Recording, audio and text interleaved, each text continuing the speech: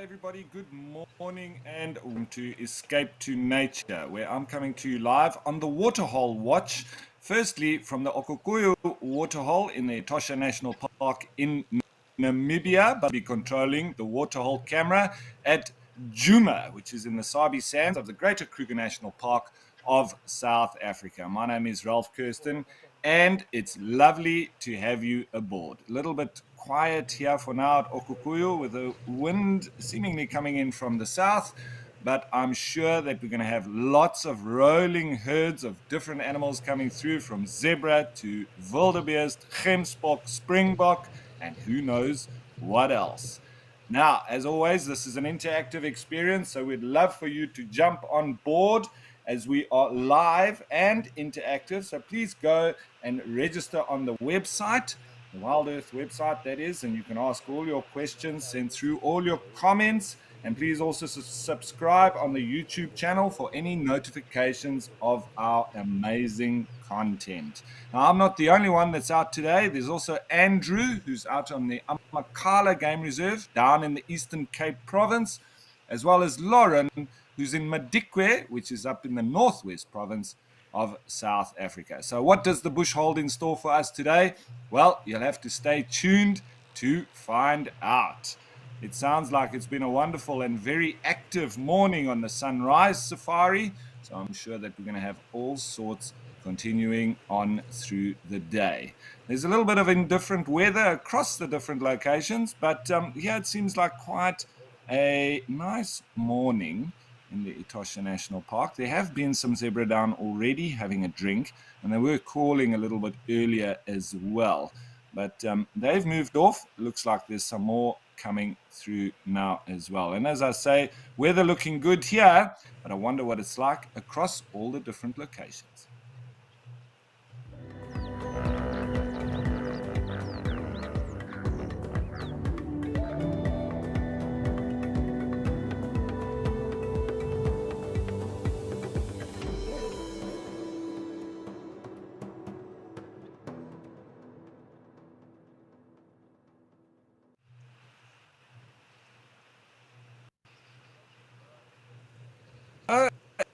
As we can expect, Etosha, even though we're rolling into winter, it still does get up in terms of temperature in the afternoon. And, well, a little bit later, I'm sure it's going to be about 30 degrees, as you saw. So there will be a lot of animals coming down to drink, especially as the day progresses. It will normally be quite cool in the morning, especially with there being a bit of a breeze coming through. But as it does get hotter, we do expect more and more animals to come down and drink and probably wallow in the water as well, as we always see here at Okukuyu. Because there's no crocodiles, there's not enough water in Etosha, so the animals are not scared to walk into the water itself. The danger does not lurk within, and so they can go and get their lovely fresh water in the middle of the pan, as well as cool themselves off. I'm sure it's still rather cool for now, but as the day goes on, it will be hotter, and so they'll really enjoy coming down into the water. There's been quite a few crows flying around, pied crows that is, and as always, we always have the little Namakwa sandgrass and Cape turtle doves or ringneck doves coming down to drink, and in the case of the sandgrass, also soaking their feathers, and that's the males in particular, to take that water back to their little chicks. I haven't seen any jackals or heard them for the time being, but they can be around day in and day out, whether it's during the day or night, as there's lots and lots of jackals in this particular area, especially next to the camp itself. They do like to scavenge, and sometimes also getting into the dustbins in the camp itself. So I'm sure if we're lucky, we'll see one or two of them coming through here. They do like to hunt the doves and the sandgrass next to the water itself. And in the early mornings, it does present lovely opportunities for them to hunt and get food next to the water. I'm going to make their way through and drink. It's a shame there isn't, because normally it does have those lovely reflections on the water. It makes for beautiful colors, as well as a double up or mirror effect with the animals themselves.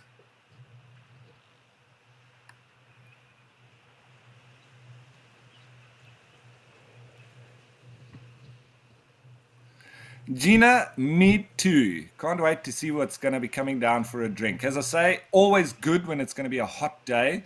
And this time of year, it is going to be reasonably hot, getting up to about 30. So that's good for us, that the animals are going to be forced to come down to the water. As I say, it does ebb and flow here at the Okukuyu Waterhole. Sometimes you may come and have a look and there's nothing, but literally 5 minutes later, and it can be absolutely jam packed. So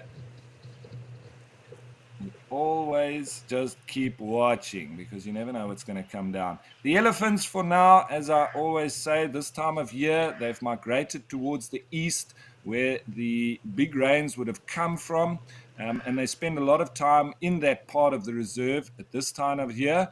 As the year progresses and as the park dries out into the winter months, then the elephants start slowly returning into these parts, and then you can have massive herds of them. It doesn't mean that we won't have any elephants here, but it's normally the solitary bulls that are just hanging around. They haven't quite migrated into that eastern part of the reserve, but it's generally in ones and twos. We don't get those big herds. But you never know. Who knows? I'm not there currently, so I can't tell you, but I was there a couple of months ago, and that is exactly what happened. And for me, I've been to Etosha since about 1998, and I've been going there extensively all the time. So I do know the reserve pretty well, and that's generally what the elephants get up to through the seasons, as I've seen it with my own eyes. And it does make sense because in the eastern side, there's a lot more water holes and a lot more feed for the elephants per se, particularly after the big rains have occurred. And then, as I say, as it dries up, they start moving more west again and returning to this part around Okukuyu. This is the only or the biggest water hole within sort of 15 kilometers each way, north, south, east, west. And so when the reserve starts drying out, as it is currently doing, the animals really start returning to use this as their primary source of water. So then we do have really big numbers coming next to this waterhole. And as we head into sort of June, July, August, September, October, those are all the most busy months at this waterhole. And it also then coincides with the high season for tourists because it's just an absolute wildlife spectacular here at this particular waterhole. Very world renowned and famous. It is spotlit, so you can also watch the animals at night. So it's lovely with the nocturnal movements that we do have here, and a lot of those animals, lions, hyenas, jackals, you can even have honey badgers and all sorts coming down to drink during the night. During the day, we just then have those real movements of the herds of animals such as zebra, gemsbok, or oryx, the blue wildebeest, springbok, black-faced impala, also endemic to Namibia. They're bigger and darker than your common impala. So also nice to see, and I'm sure we'll get to see some a little bit later on. There's none here for now, but there were quite a lot here yesterday.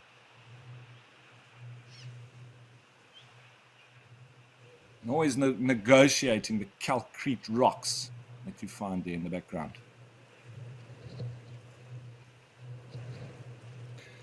Alyssa, this waterhole is permanent and it doesn't really get much smaller than this, but I wouldn't say that it's really a waterhole that would hold hippos because they'd still have quite a bit of their body exposed, even if they had to lie in the middle.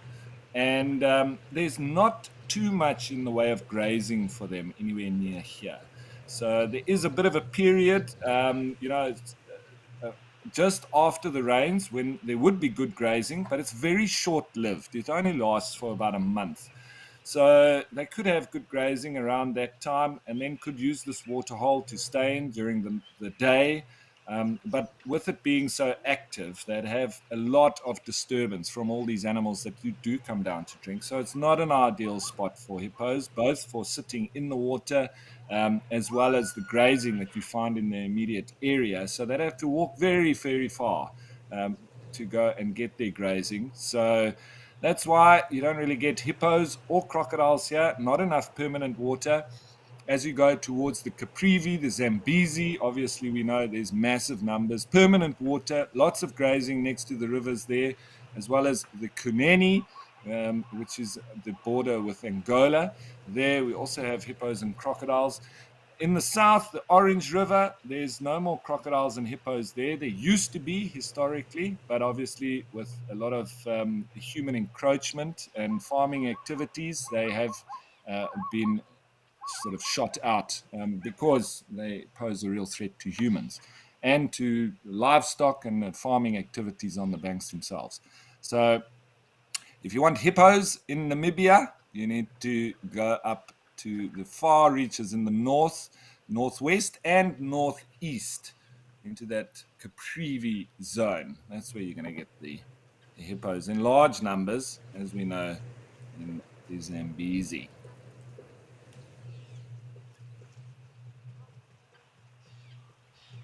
And these calcrete rocks really give it the look of almost like snow. But they are quite sharp rocks as well, so the animals do need to be careful as they negotiate their way through them. And there's lots of game paths that they do utilize as a result of this. It's all that ancient bed of the inland sea that used to be fed by the Kunene River, which now makes its way directly straight towards the ocean. And the Etosha Pan itself is a little bit to the north of here, but this is on the far western side of the current pan, and it stretches for about 110 kilometers east to west and about 60 kilometers north to south. So it is a massive expanse of this complete white dried up pan, hence the name Etosha, the Great White Place. But even these parts here and heading right out of the park itself were all part of that ancient inland sea.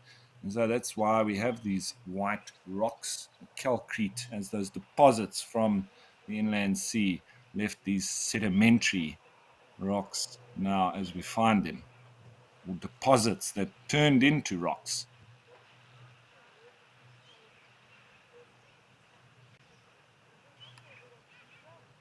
What are you hoping to see today? I hear that Andrew this morning had a very nice sighting of an aardwolf on Amakhala. That's a very rare sighting, especially to get it on camera and live on the show. So well done, Andrew. I was there on Amakhala and I was looking for aardwolf on a regular basis.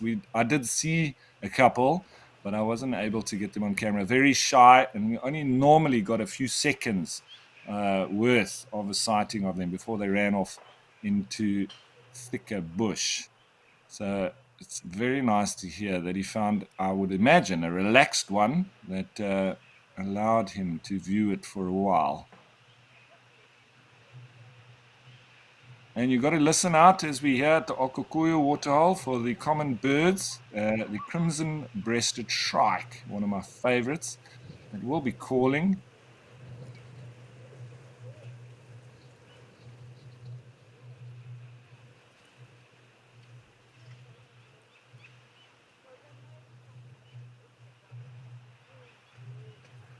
So Nikki is the sandgrass, those doves, as mentioned. There's the blacksmith lapwings, the crowned lapwings. We also get the lappet-faced lapwing. Is it that? Yeah, one of it's called as such. I'll just look in my little book with all the common birds, and then the pied crows. They also come down to drink here. You will hear some spurfowl in the area. We don't generally see them coming down to drink. But they also do come through. We have just gone through the period of a lot of Abdom storks. I haven't seen any now recently, but we had them in a lot of big numbers. They, however, migrate between Ethiopia and here, and they spent quite a lot of time here. But it seems now they may all have left. Then next to the water itself, you might see some of the little plovers, double-banded plovers. You might see some of the little courses, but you've got to look very carefully. They're normally hidden within those rocks on the opposite bank. Sometimes have Cory bustard come down to drink as well. Secretary birds, but I haven't seen them come down to drink here. Verreaux's eagle owl, or the giant eagle owl, you often see, but mostly at night coming down to drink, as they are almost fully nocturnal birds. But if you're lucky, you can see them sometimes coming down to drink during the day. We also have visits of red-billed quailias that can come down to drink sometimes too. They come in large numbers and they fill up the area and then they move off.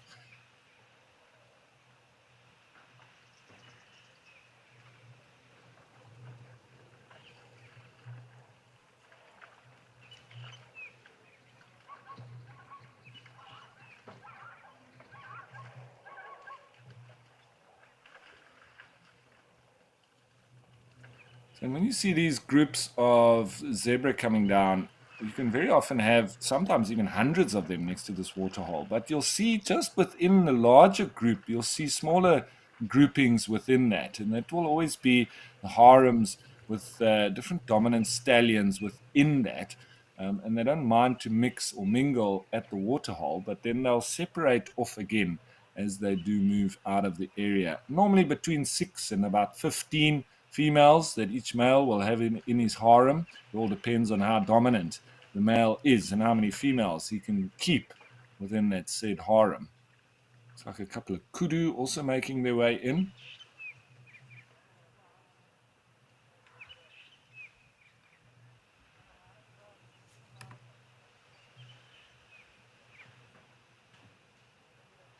Looks like it's going to be a lovely day in Etosha overall. I can't wait for the elephants to return because they are called the ghosts.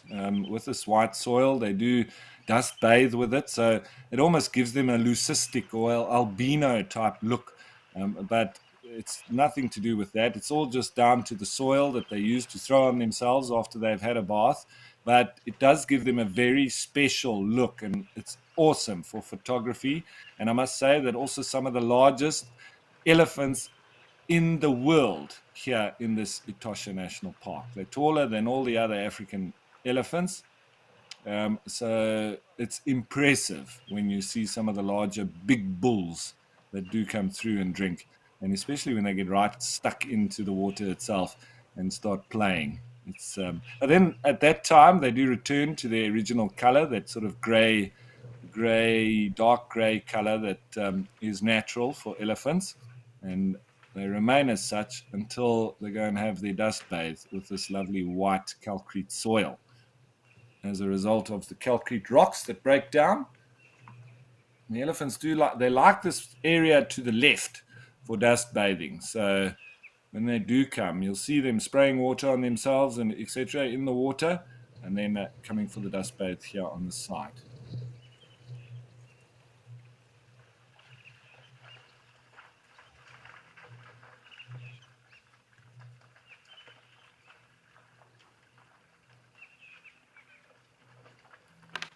Even when I go to Etosha, especially if we have two, if we have a third night at Okukuyu, I often suggest to the guests that we spend one day just sitting here at the waterhole, because it just gives a nice relaxed feel to it, and you can watch the ebbs and flows of this waterhole as the animals come and go. It can feel like a little bit of a Ferrari safari if you continuously going out on the vehicle, because the distances between the waterholes here in Etosha can be quite far. So you find yourself driving a lot during the day, and it's nice just to sit at this waterhole and enjoy the real natural experience, and listening to the birds, listening to the animals as they walk in the water, as they call to each other. And then especially early in the morning, you often have the jackals and hyenas calling. If you're lucky, you might get the Umbika pride roaring.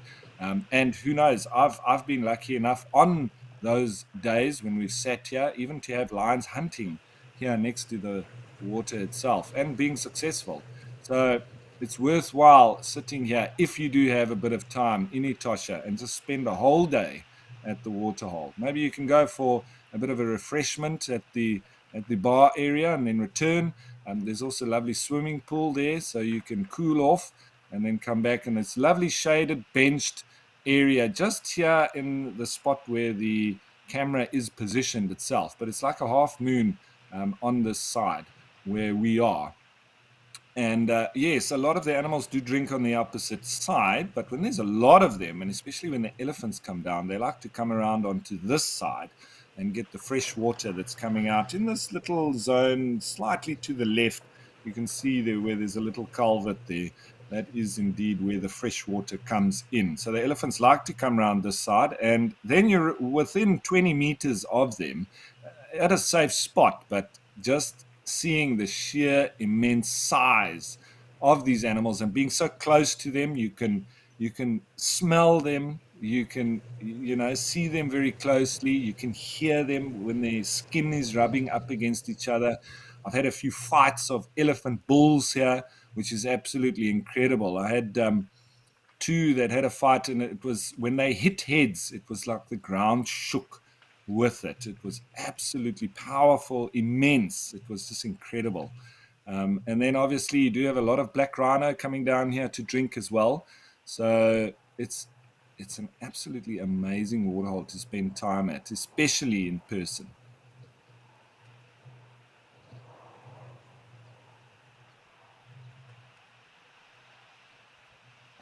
Lion Lal. It's probably going to be within the next couple of months. The season is going, and it is a good time to go now. So I'll be heading up there soon. So Lionel, yeah, and I will keep reporting on my social media handles about all my Namibian escapades. I love the northwestern wilderness of Kokaland and Damaraland. I think it's probably one of the remaining true wildernesses left on Earth. And just, it's unfenced, that area, and a lot of the desert adapted animals from elephants to lions and hyenas, etc. It's just incredible in that area. Then down to the south is Sossusvlei, the largest dunes in the world. Very, very special there, especially for landscape photography. And the animals that survive in that, real extreme desert is fascinating. And then going to look for the Little Five in the area around Swakopmund, between Swakopmund and Walvis Bay, going to look in those dunes for the dancing white lady spider, the Peringui's sidewinding adder, the Namakwa chameleon, which is an incredible chameleon. It's one of the largest that we get, but it's mostly terrestrial. The shovel-nosed lizard, that is very famous for dancing on the dunes. When it gets very hot, they sort of switch over their legs. And what's the other one? The dancing white lady spider, Peringui's sidewinding adder, the Namakwa chameleon, the shovel-nosed lizard, and the palmetto gecko, which is also famous, the one that licks its eyeballs when it sits on top of the dune and collects the water from the fog and then licks its eyeballs for the moisture. And they're actually transparent, so you can see right into them. They normally only come out at night. Same with the dancing white lady spider, or the cartwheeling spider, as they call them as well. Very white, no pigments. And then we also look for the Tenobreonid beetles. We call them the Formula One beetles, or tok-tokkies. They race around the dunes like Formula One. And then the Namakwa chameleons actually use those as their primary source of food. So you often see, if you find a Namakwa chameleon and a Formula One beetle races past, the tongue of that chameleon is quicker than that race car beetle. So you see them zap them and eat them. And it's just incredible, the life that you within the desert, hence why we call it the living desert and the living deserts of Namibia. Here comes a giraffe. Now, I'm sure it's going to take some time for it to get down to the water itself and actually have a drink. But who knows? Maybe this one is in a hurry and he won't take so much time to get there. Looks like he's making a beeline for the water. They very often zigzag there around, and it can take him even hours to get down to the water because being very, very careful, as you would understand, putting your head down to the water makes themselves very vulnerable. We have seen at Madikwe, there's a giraffe carcass next to a waterhole. And in my view, in my opinion, do get taken by lions. So the chances are that that giraffe next to Madikwe, next to that waterhole, was taken by lions while it went down to drink. So it makes sense why the giraffe are so careful when they do want to go and have a drink.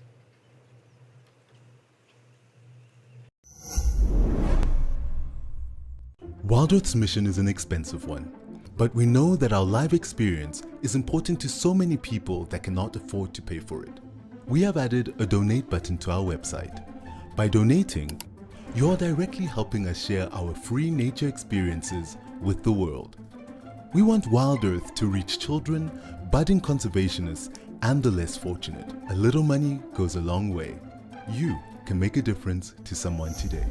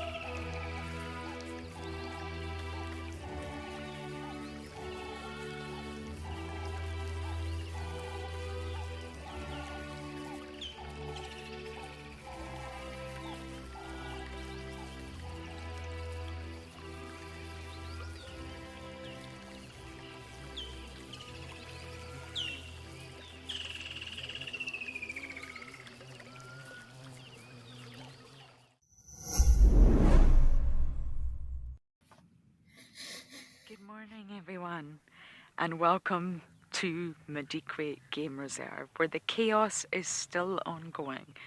Not much has changed since yesterday, believe it or not, other than the fact that there is much less giraffe.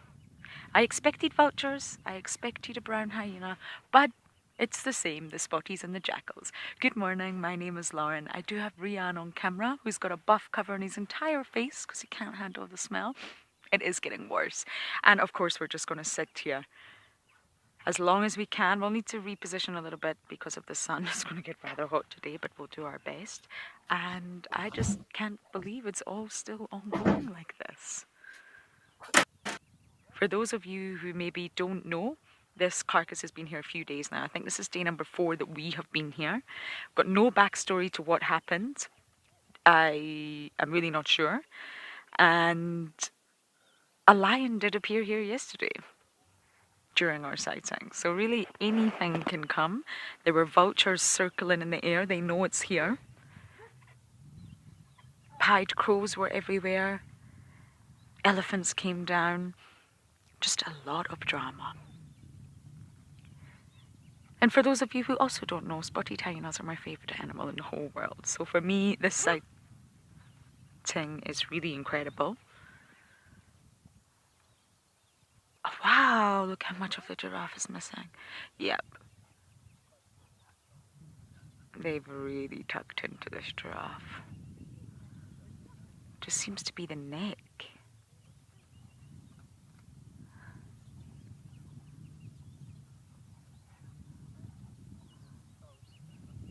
So that lion obviously didn't come back yesterday. She was very full.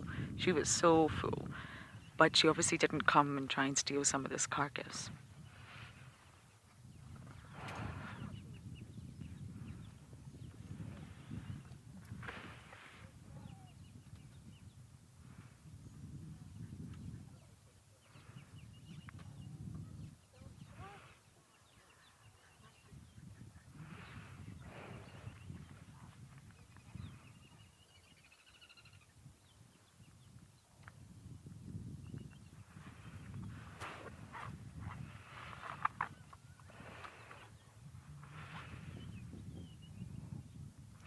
Lola, you've been enjoying this sighting and you're saying thank you for braving the smell. I don't find it bad at all. It really doesn't bother me, but poor Rian, it does bother him. I don't think it's that bad. I've smelled much worse, much, much worse. Or maybe I'm just able to tune it out. I'm not sure, but you are so welcome. Of course I'm going to be here. There's nowhere else in Madikwe right now I would rather be.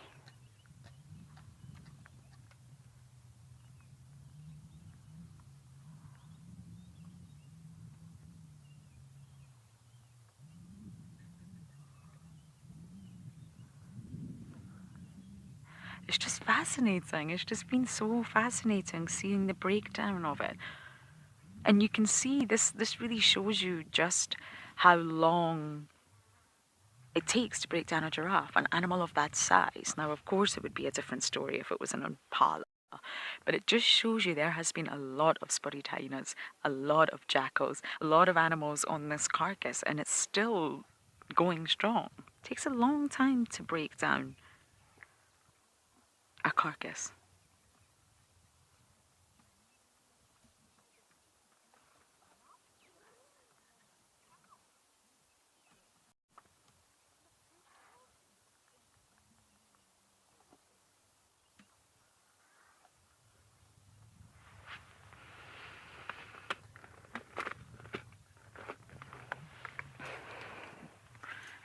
Dark mane lover, why not?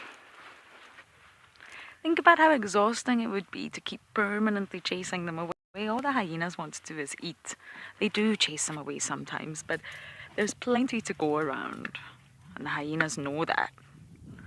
If they're constantly guarding and defending and chasing the jackals away, that would be exhausting. They wouldn't get a proper meal. I can hear the little grebes. So it just doesn't bother them. The jackals are really not taking that much. They've got tiny little mouths. And of course they do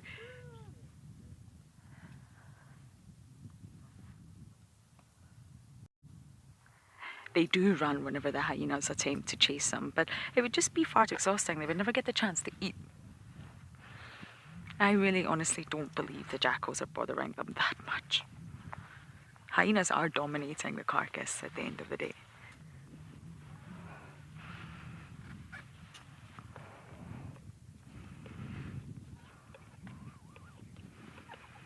And the hyenas have their own squabbles to deal with. That's the most important thing. They'll be squabbling with each other. They'll be making sure the highest ranker isn't coming down. They're not worried about the jackals. And you can see the hyenas are on the meat. The jackals are just sort of on the periphery. They know where they stand. You can see Madikwe is getting very dusty again. Dusty season is upon us. During the summer when everything was wet, it sort of compacted the soil, compacted the dust, and it actually wasn't too bad, but we're back to dusty season again.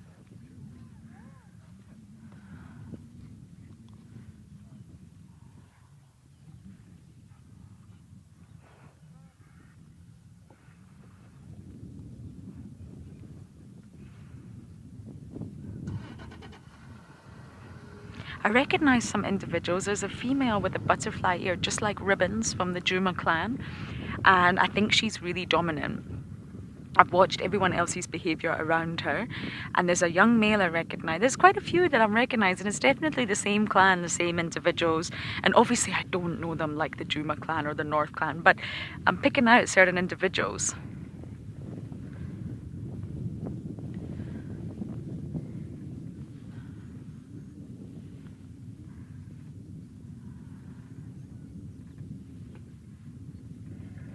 Leaving the look of the Dukla Swaha, a lot of Pokocha, a lot of Piri active on the Swaha. One station, one look. Sorry about that. Lots of Piri.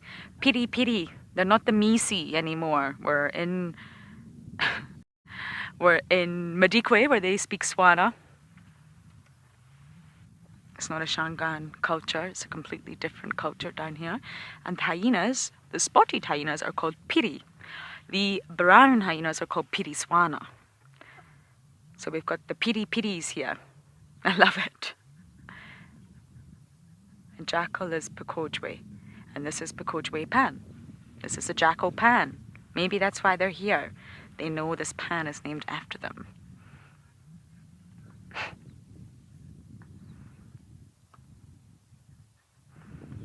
Now remember, all those animals that are called scavengers as I like to say, to try and make it sound less negative. I don't know why scavenger has a lot of negative connotations, but it does. And they'll all know each other. They all know how to behave around each other. This will not be the first time they meet at a carcass. They coexist together, and that's hyenas, both species, jackals, even vultures, pied crows. And on big animals like a giraffe, an elephant, even a hippo, a rhino, if those carcasses were found, it's the same story. There's enough to go around. Clearly. I'm surprised how the spotted hyenas are not rolling about. They're still standing on all four legs, which is jolly good.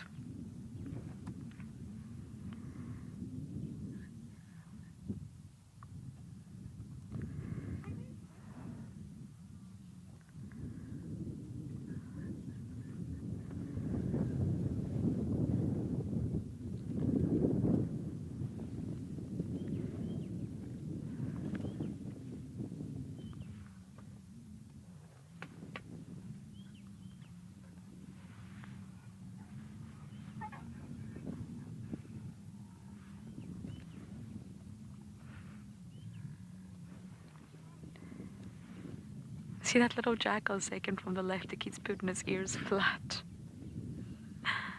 I love it when they do that.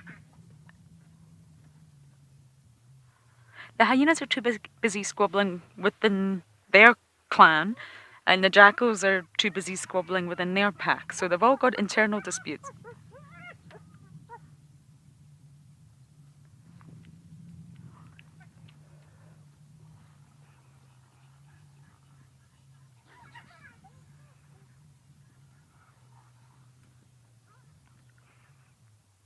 Oh, look at this one, Rian, in the water, quite deep.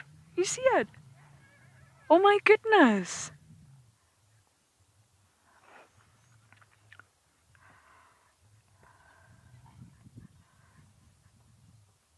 Wow, chasing the grebes.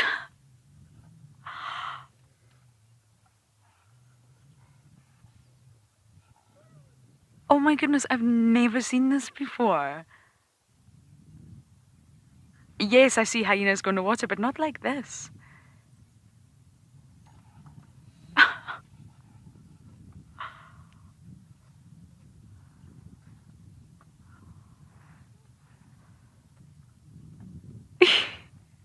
Did you see the grebes come up there and go, whoa, no, we're going back down? They're the best divers out here, and nope, they're not hanging around. If there's a hyena in the water, neither would I.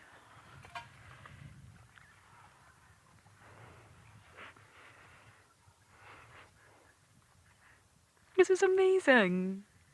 Right in the middle of the dam.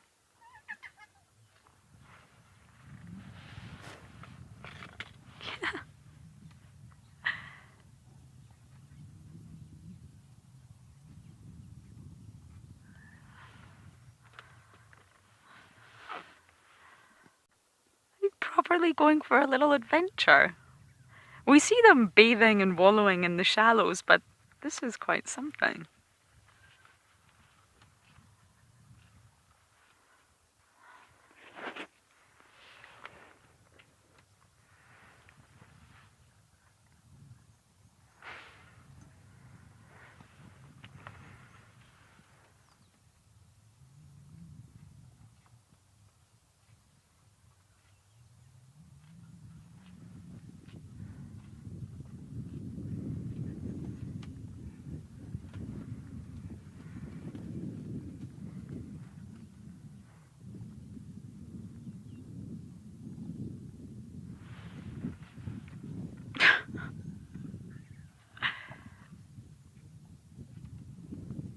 The spotted seal strike again. What are you doing? Having the best time in there.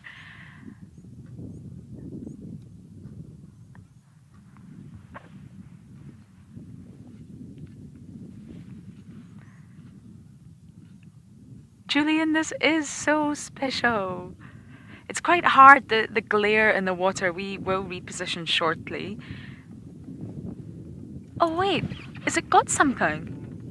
What was that, a fish? No, it's like a lake of something. Oh, lovely. You have food in there too.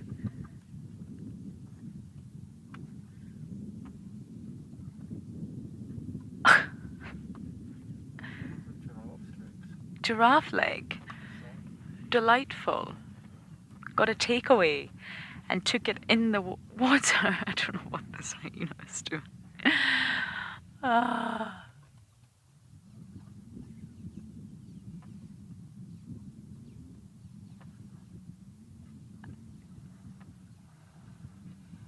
Oh, it's doing the dolphin stroke.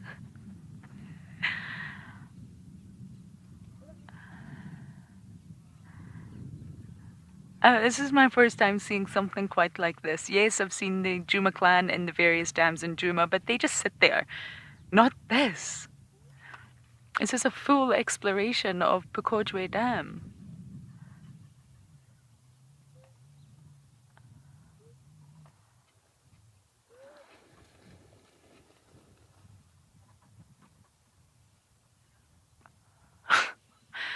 Triathlon here, swim, run, and we just need to jump on a bike, I think.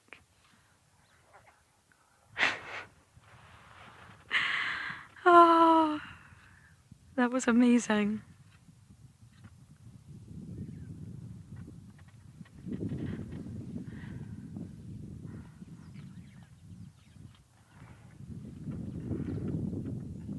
That was really, really special.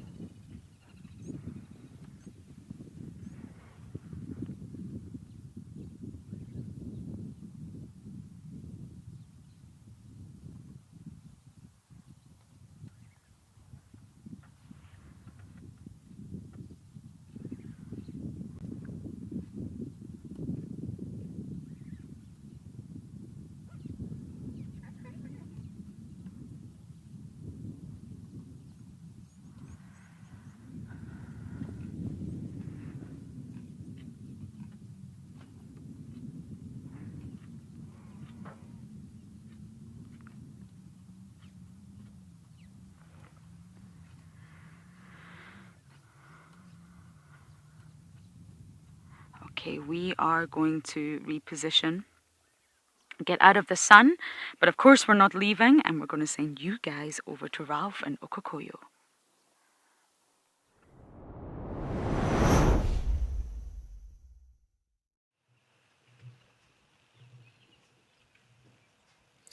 So yeah, we have our live giraffe now seemingly getting itself down for a drink, but always concerned off to its left with those animals coming in and out. It's one to be sure that there's no predators around, but nice that it's now finally got down to have a drink. And while we're watching it have a drink, I just wanted to give you some wise words from Ben Fogel. You might know him. He's quite a well-known adventurer. And these are his words. I failed my exams, but exams also failed me. I find it astonishing that in 2023 we are still fixating on exams as the medium of defining people's intellectual potential and capabilities. As a philosopher once said, everyone is a genius, but if you judge a fish by its ability to climb a tree, it will live its entire life believing that it is stupid. Like a fish, some people are better at swimming than climbing. Some people have exceptional ability to retain information and regurgitate it under exam conditions. Others fall apart under pressure. Exams are heavily weighted to perpetuate the continued opportunity of the few, not the many. I've spent a lifetime healing the wounds of my early childhood failings. Fail enough, and eventually you'll concede to those failings, and once you capitulate, they become inevitable. From there, it's a slippery slope to self-loathing that strips you of your confidence and self-esteem. The wilderness has been my rehabilitation. There is no failure in the wild, just life and death. It is black and white. The wilderness does not care about race, color, religion, or politics. It's uncomplicated and unforgiving. This is what makes it so therapeutic. Without the complicated nuances of society, we are empowered to make decisions based on immediate circumstances rather than perception or reputation. Rather than viewing the landscape and those within it as competitors, we see them as collaborators. It seems strange to me that the single hour of pressurized decision-making during my A-levels, aged 18, affected me more than the split-second decision at 8,500 meters on Mount Everest when my oxygen bottle failed me, aged 46. One was an artificial indicator of supposed ability, the other a split-second life or death decision.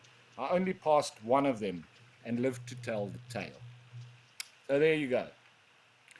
And the split-second decision makings that we see here out in the wild is very black and white. It's life and death, it's uncomplicated, and it's not political. So the decision of this giraffe to take its time to come down for a drink and make sure that there's no predators around is going to hold it in good stead.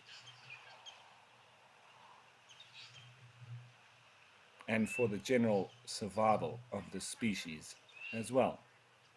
So from those lovely wise words of Ben Fogel, let's head on over to Andrew, who I'm sure also has some wise words.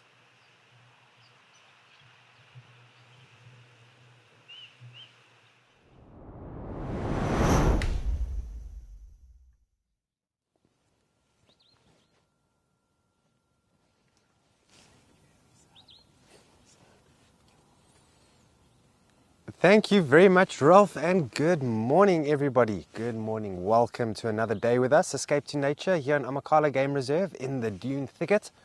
And what we have is Afster to begin with. How cool is that?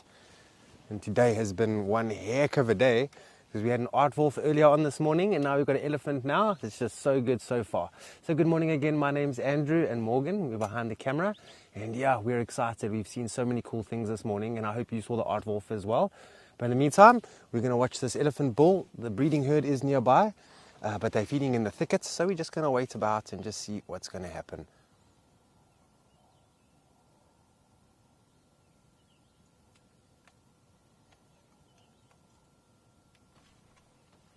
Oh, it's actually quite funny. We were driving on this road earlier on, and me and Morgan were deep in conversation. And the next thing, Afstat was on the side of the road, and we took a corner, and there he was. And I got a fright. I sort of even cowered my head a little bit to protect my head for some reason. And Morgan was in chuckles. It's lovely how nature keeps you on your toes, isn't it? Then we drove past him, and he just crossed the road and went back to his food. So he's quite calm this morning, which is quite nice. We did see him yesterday. Yesterday he was chasing some of the younger elephants and was after them, competing a little bit with another dominant bull in the reserve, Collie. But this morning he seems to be very chilled out.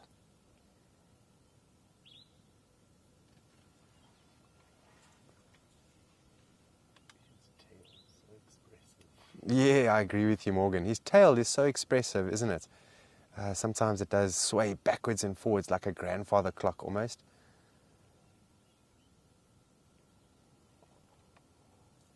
And we did have a question the other day, what could have happened to his tail? Oh, there's so many different things that could have happened. Maybe he got a nick or a cut on his tail, and then, you know, the oxpeckers may have kept it open a little bit, or ticks, and then his tail fell off. Or it could be when he was a young elephant, still growing up, playing with the other young bulls, as they always do. And if his tail got into the mouth of another young elephant, and that elephant bit down, it probably would have snapped the tail right off. But we also associate sometimes animals that are missing tails with predators. Especially antelopes and things like that, because, you know, often they snip off their tails. That's the first thing they snip off. And then, you know, an animal manages to get up and run away, but for the rest of its life, it's missing its tail. I don't think that's what happened to him, but you'll never know, really.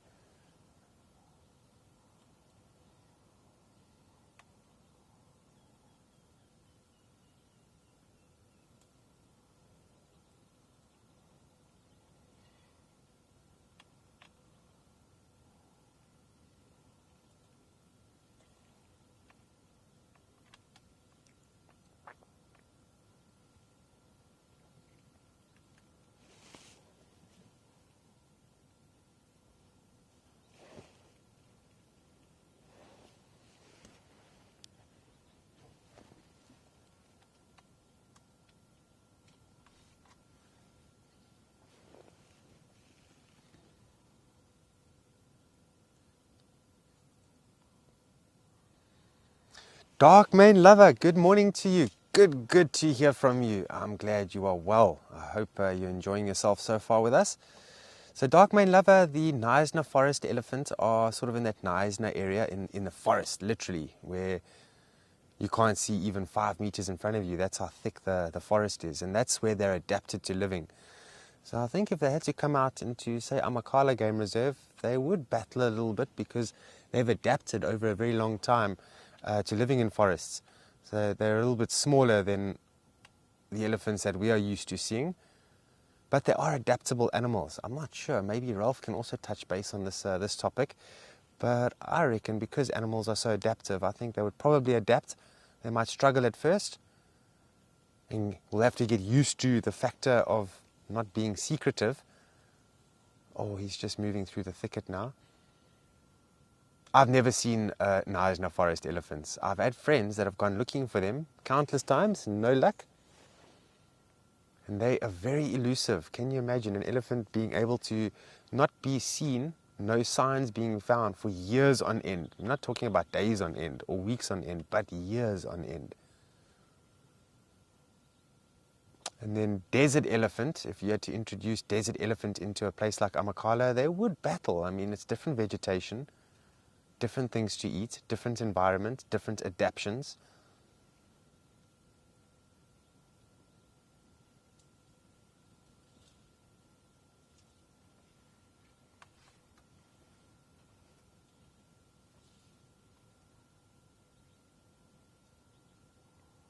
I'm glad Afstad popped out where he did, because myself and Morgan, we had an idea where they were in the block, and so we circled the block 2 or 3 times. And on the 3rd time, we came around the corner and there he was, right next to the road.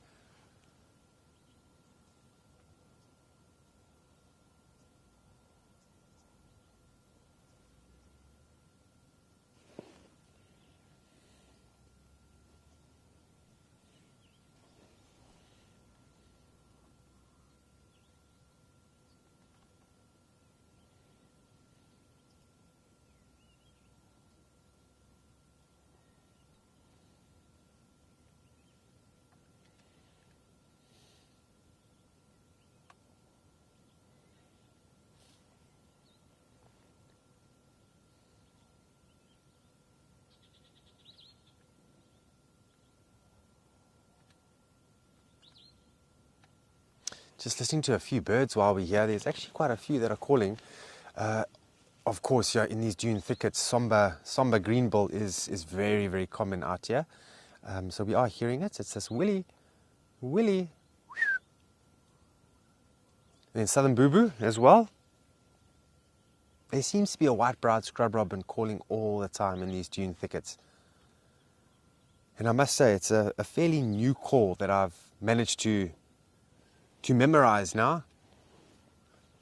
White-browed scrub robins up north to compare to down here, the sounds are very, very different.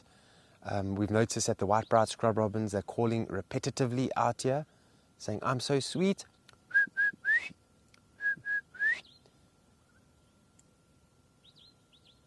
I haven't seen a Knysna woodpecker in some time. We hear them, we very seldomly see them, but that's just the nature of the Knysna woodpecker, that they are heard more than they're seen.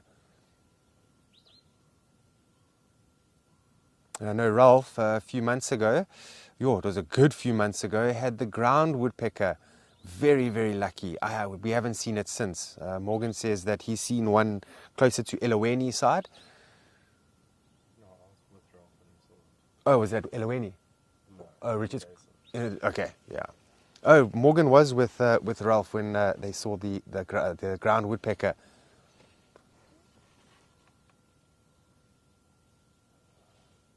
Okay, so now he's moving through the thicket now. Where is he going?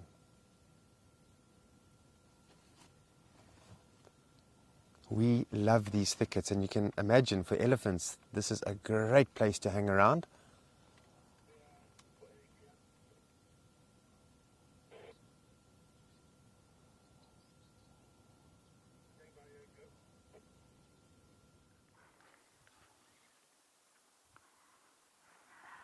We have Ellies on the scene. I can see 2 so far, but we have repositioned, so I haven't got a view behind me. We can't sit in the sun, I'm afraid. That's not possible.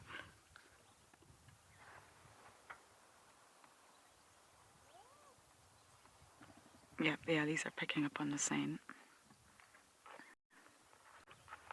I knew the Ellies would arrive. Of course they would arrive.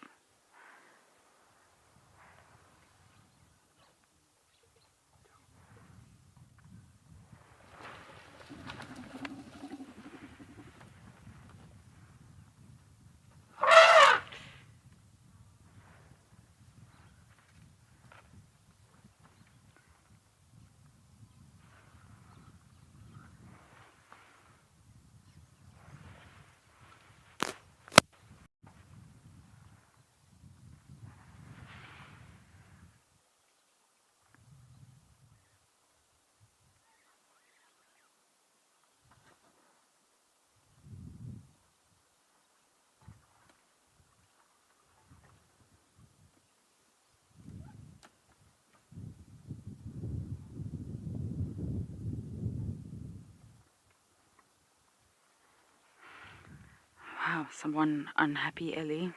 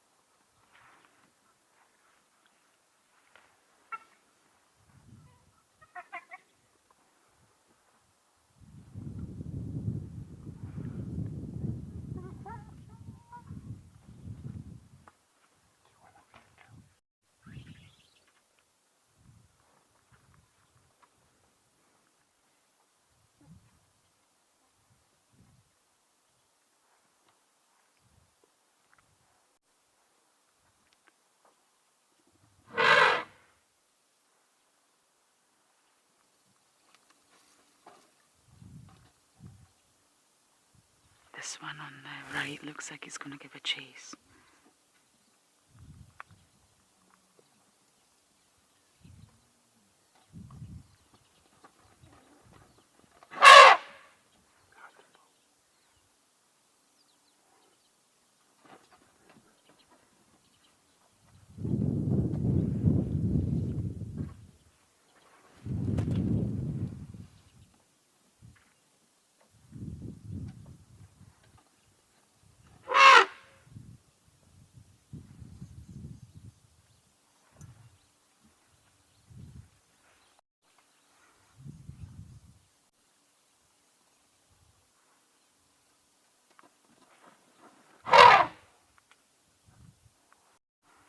hyena didn't even move.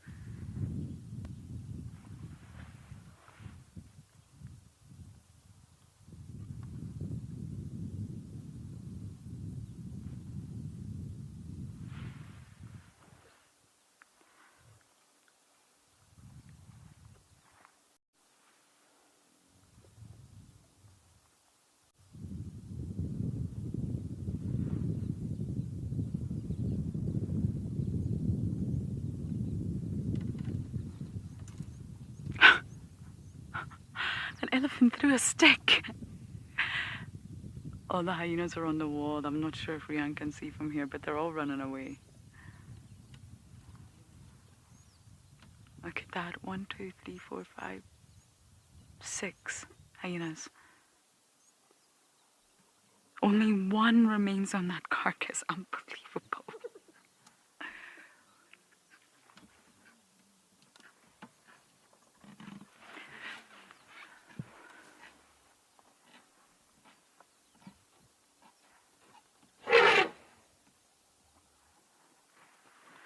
Look at this hyena.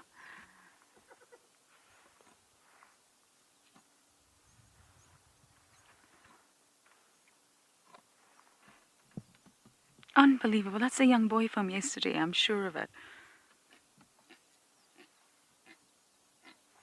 Absolutely unbelievable.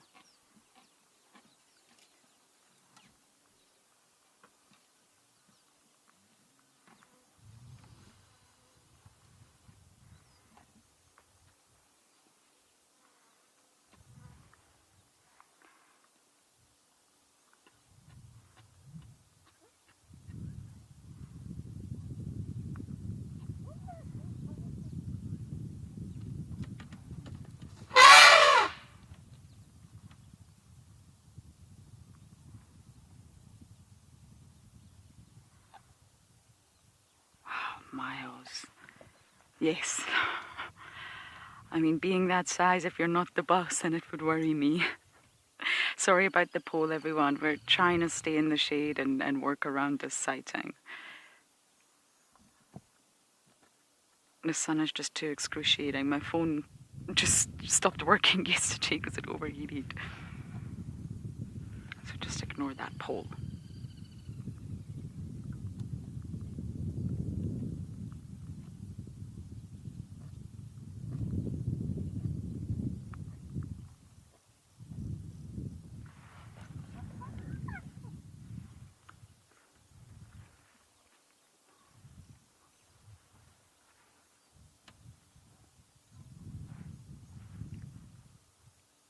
That is so unbelievably ballsy of these hyenas. I can't believe it.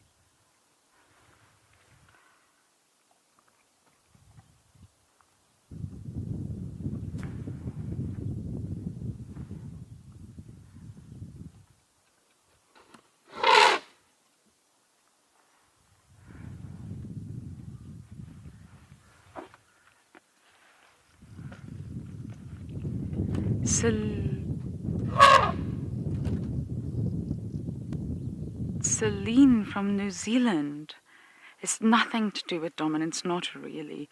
Elephants hate them. I don't think there's any other way to put it. Don't like predators. Any of them. Lions, leopard, cheetah, wild dogs, hyenas, both species, jackals. They don't like predators. They don't really like many animals.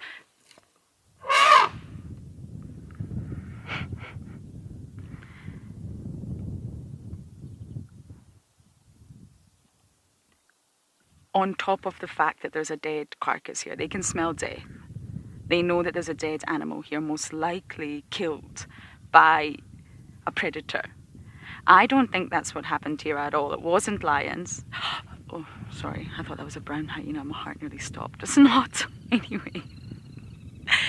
It wasn't lions, I believe. I've just asked another guide who they say natural death, old age.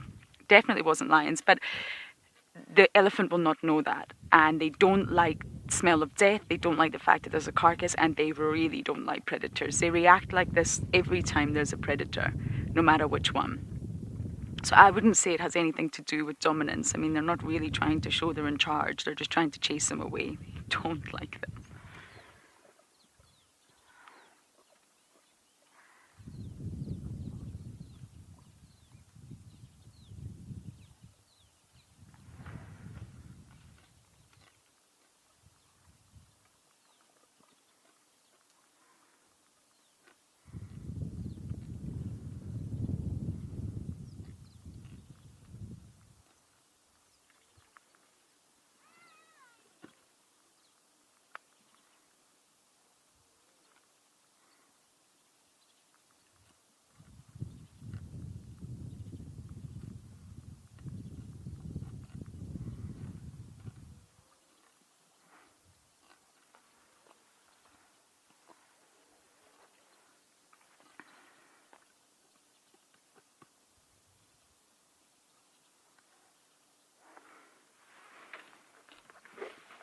Didn't catch that name, I'm afraid. Been asked this question a lot, kings and queens of the jungle. But depends what you mean by king. What are we asking here? I'm gonna tear this question apart. Meaning, what do I believe? Who rules all? Who dominates? Who's the strongest? Who's the biggest?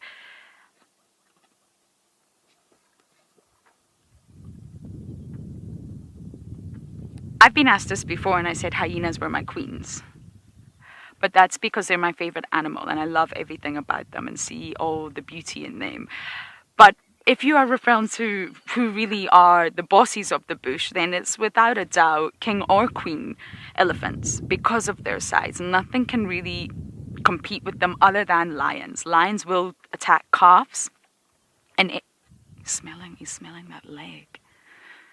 There's a giraffe leg over there.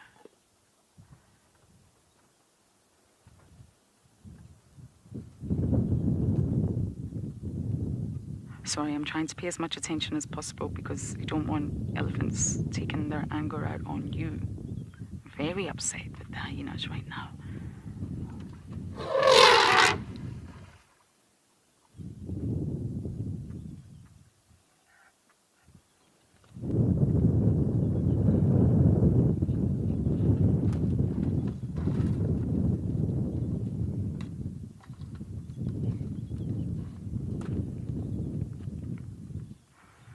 But as for the real kings and queens who rule all, I guess elephants. Lions in Botswana, there's a special area in Botswana where actually the lions kill elephants, adults. They're specialized in it. It's their specialty, and they're able to do it. It's incredible. They really just solely take down lions. So the only real enemy of the... Sorry, I'm not concentrating very well right now. Bear with me. Hello, boy. We don't have anything to do with this carcass. We're just watching. I know, boy. It's not nice. I know.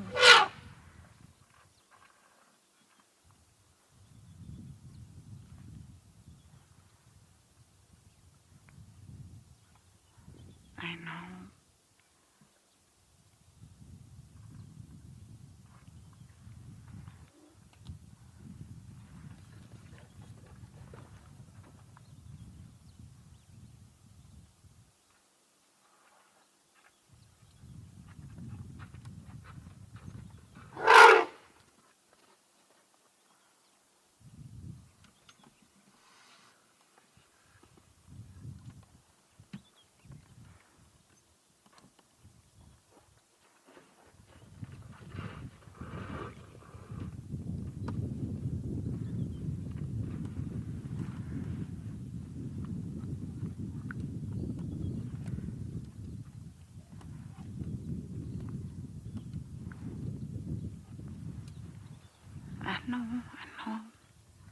not nice.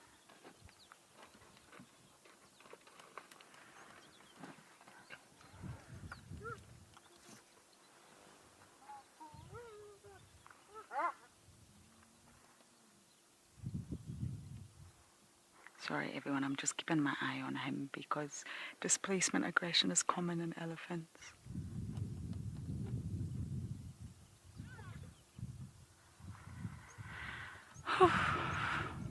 What a sighting. Sorry, I realised I said tear that question apart. I meant break it apart. Tear sounds terrible. I meant break it apart. Apologies. So it really depends on what avenue, what makes a king and what makes a queen. But I guess it just has to be the elephant. Really, I mean, elephant trumps all. Or trumpets all. And the only real competitor would be the lions because lions can take down elephants. But other than that, elephants really are the bossies. So I'm going to go with elephants in answer to your question. But I guess you could go pretty deep with that one.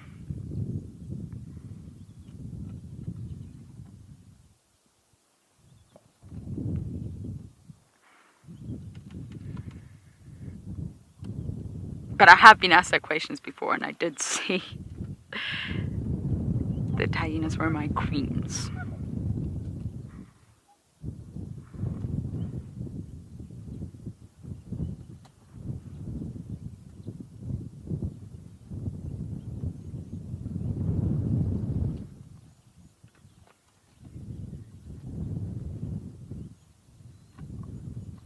Lenny, the sighting is very cool, isn't it?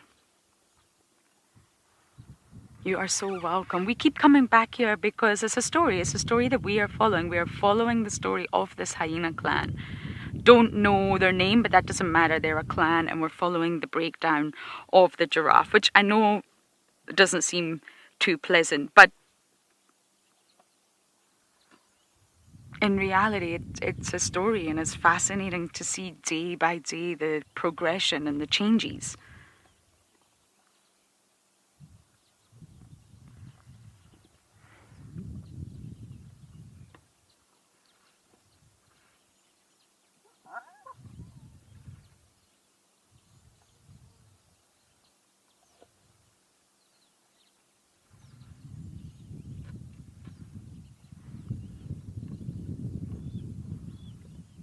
And of course, elephants are always going to come here because it's a water hole.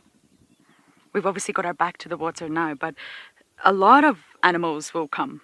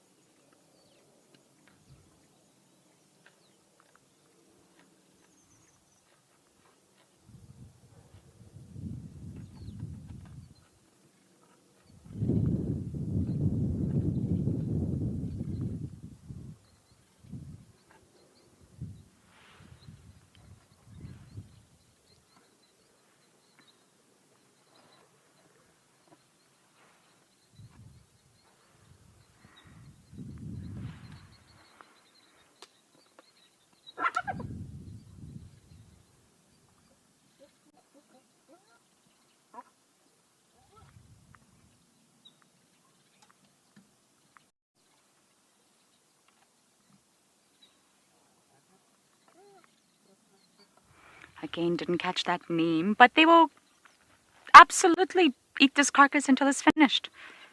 You will not believe it when it's finally over. It will just be bones, hooves, and a little bit of skin. As long as there's meat, they will absolutely keep going with this carcass.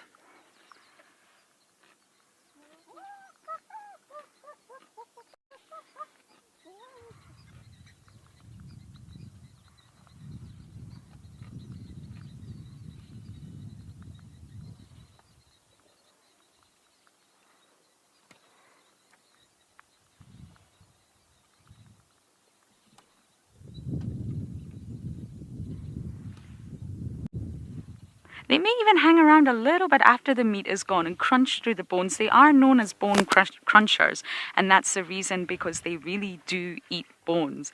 And it really gives them a lot of calcium, which is why their poop is always white. But they'll be around for a while, don't you worry. And we're going to stay around for a while, but you guys are going to head over to Andrew with a bit of a roadblock.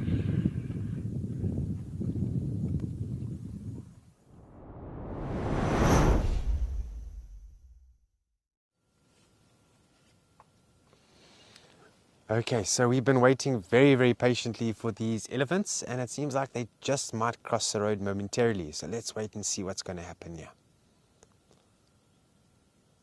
Can definitely hear them. Yeah, you've got one there, Morgan. All right, so it looks like they're on the way to cross. Is it? I see the bushes moving there. Okay, so it looks like it's about to happen. Nature teaches you patience. Okay,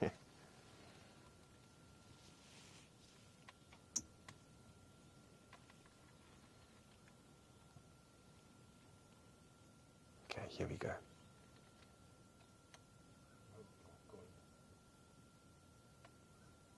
Look at this. This is a smaller bull to Collie, who's the dominant bull.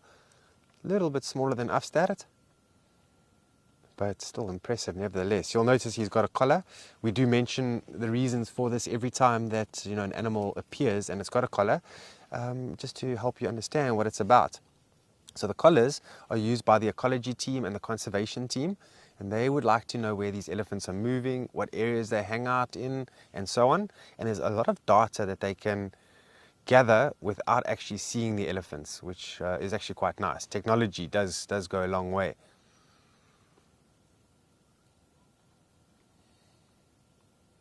Okay, let's wait a few more moments. I think a few more is going to cross.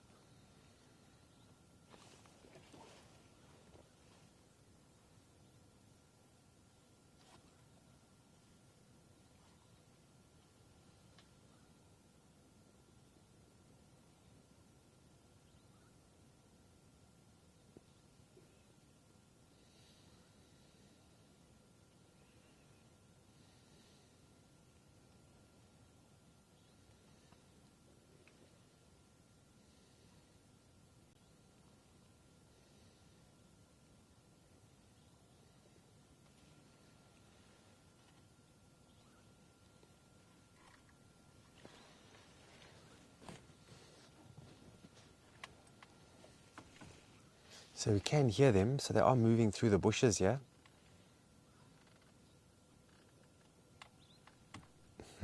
Francis, you got your patient pants on. What color are those pants? And are they well worn? Because I can promise you, patience, you need it every single day when you come out here. Some days, as you'll know, that the animals sort of come to us, much like the aardwolf this morning came to us.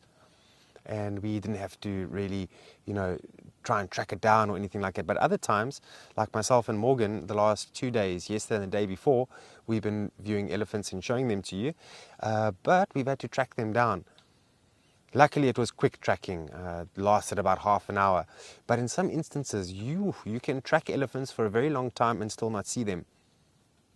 And it's always a tricky one, especially when, the guides have got guests on the vehicle who are here for 2 nights, 1 night, 3 nights, whatever the case may be.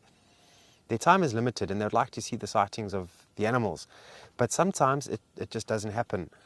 And does create a bit of challenges with the guides. But, of course, a good guide is going to communicate that to the guests, that nothing out here in nature is guaranteed. Whatever you see is a blessing from nature, essentially.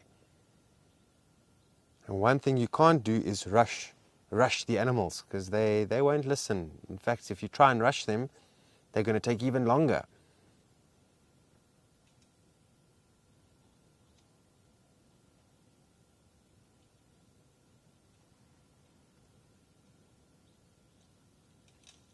I'm just seeing some of the tops of the trees busy shaking about up here. So I think an elephant is going to cross the road shortly, hopefully. Yeah, it's behind the bush there. always seems to be a bush in the way.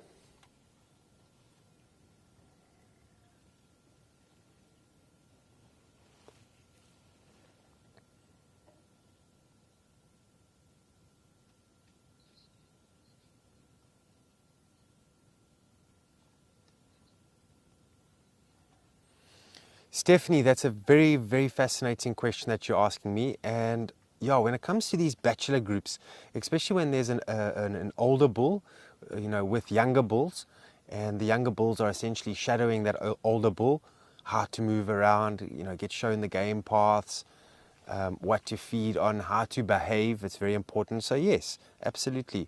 The older bull is going to be a mentor. And for the younger bulls, their sole purpose of being with him is to learn the ways of being a man in the bush. Now, when it comes to the breeding groups, it's the opposite. It's usually the oldest female, or an older female, should we rather say, who's got years and years of experience. And she's going to lead the groups into places to feed, areas of activities like sleeping and so on. And they're very reliant and dependent on her. And as we know, with any intelligent species of animal, you find that you need a leader. And you see this with the primates, you see this with elephants, you see this with some of these marine animals like dolphins and so on. Otherwise, it's just chaos.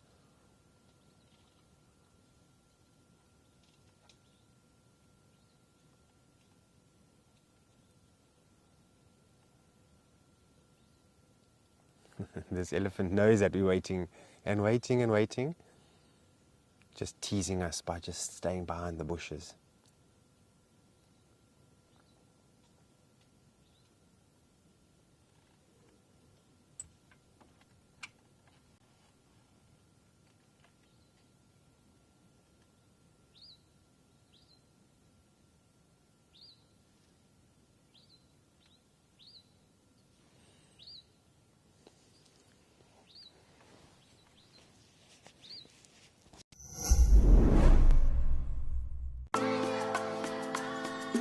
Thanks to our wonderful Wild Earth explorers, Wild Earth Kids is back.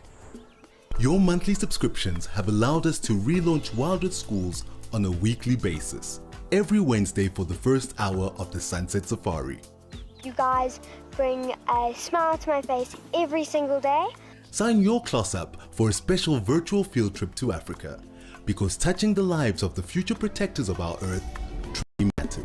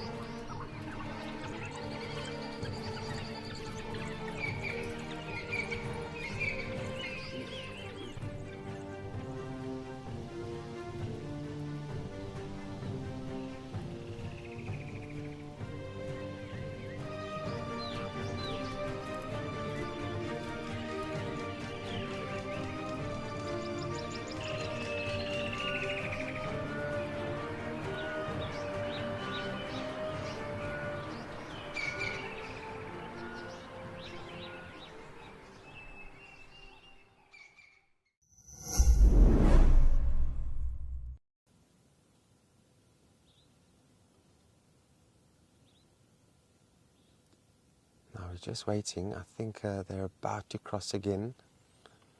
But they are feeding. I see the trees are moving quite a bit, so they're feeding on their way through the blocks here.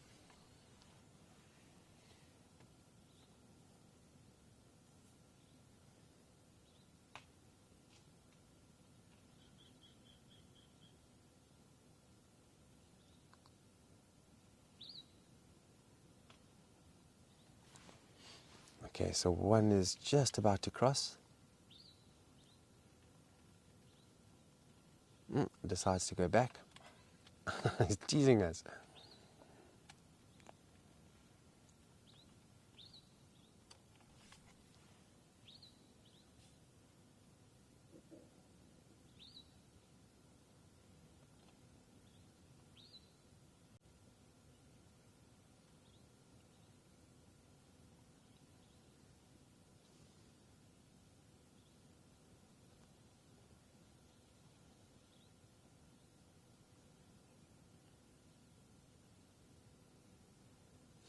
Just listening to some red-faced mouse birds calling somewhere in the block there. Oh, there's a tuskless female just walking across. There she goes.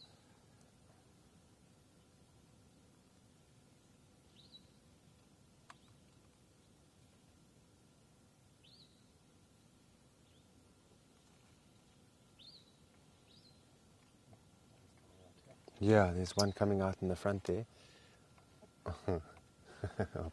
Or so we thought.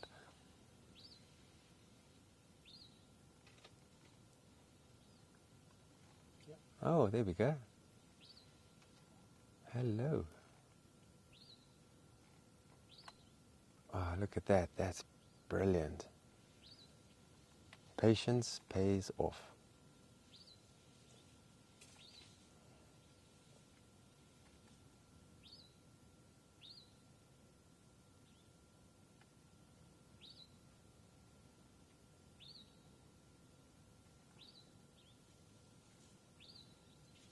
It's interesting that this one female grabbed the branch there of what looks like a Brachylena discolor. It's the silver oak. They don't often eat on those bushes.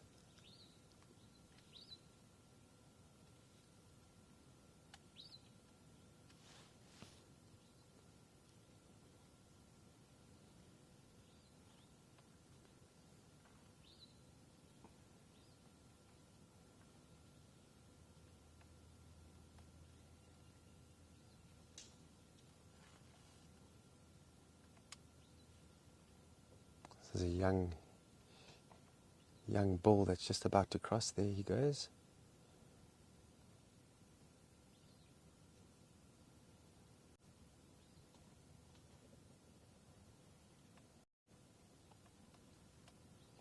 It's just amazing how they just suddenly appear.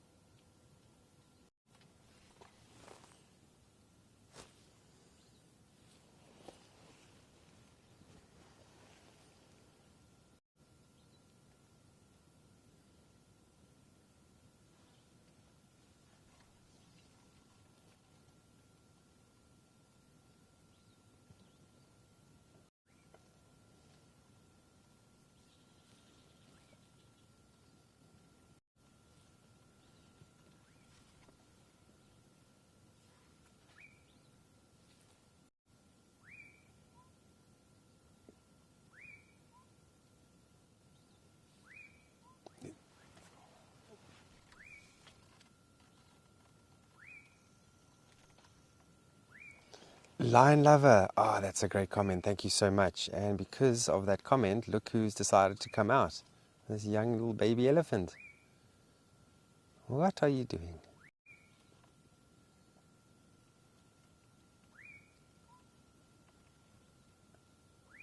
They're so curious when they're young like this. They just want to touch and, feel everything around them. And that's their opportunity to learn. There's a lot for a young elephant to learn until the day it becomes an adult.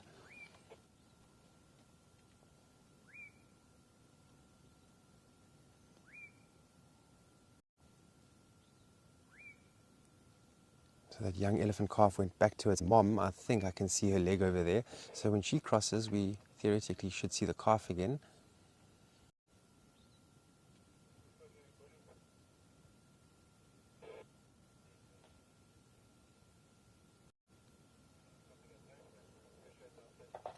Oh, lots of trees are breaking around us.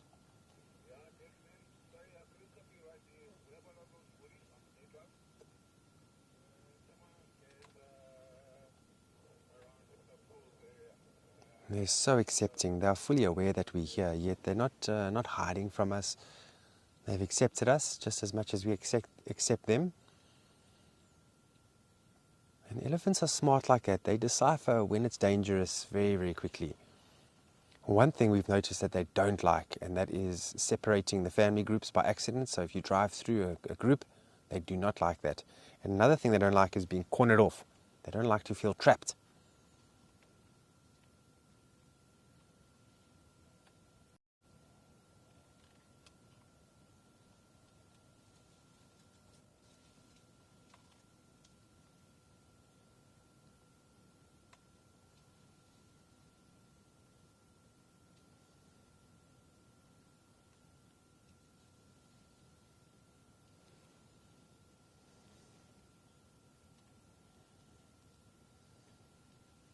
There's a young calf. Look there. It's a young bull calf. Just beautiful.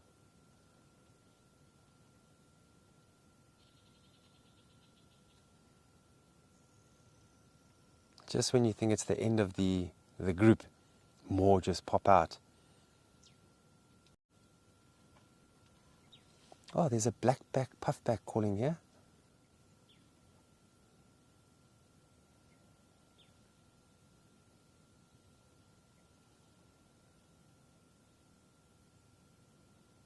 Another young elephant's about to cross. There we go.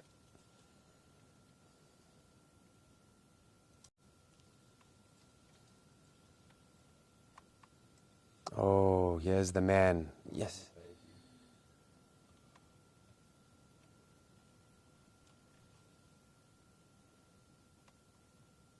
Just like that, they've crossed. I think it's the end of the group, but we'll just wait and see. This opening here. Okay, we're just going to start and reverse a little bit. We're going to see if we can't get them in one of these openings here.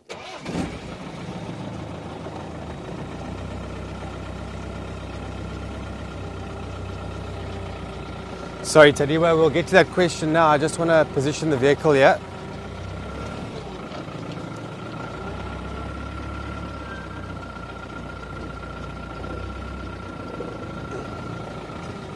Is that good, Morgan?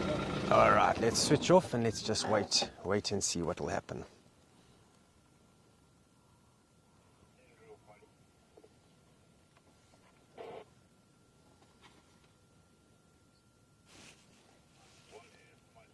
Sorry, the chaps are just calling me on the radio here. Mali, standing by.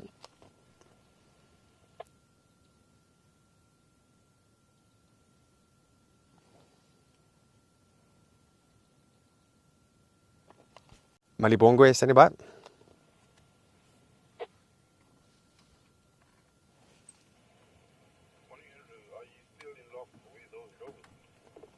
Yes, AFM, they've just crossed Bushbrae heading south.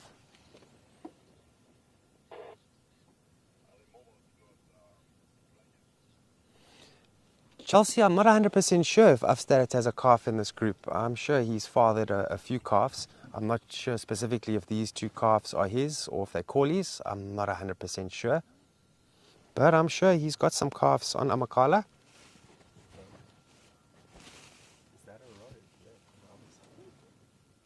Let me check here with Binos Morgan. I'm not sure. You want to take a look there? Sorry, just Morgan's asking me if this is a road ahead of us, but I don't think it is.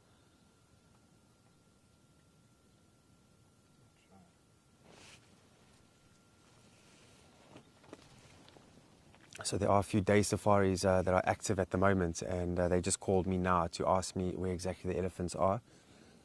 And when we call sightings on the radio here, we keep it very simple. So we what the species is, how many there are, which direction the animals are going, what sort of state of mind that they're in, and then who else is on the sighting with you. Just 5 points. It keeps it very simple in order for us not to be on the radio all the time and keep the radio open.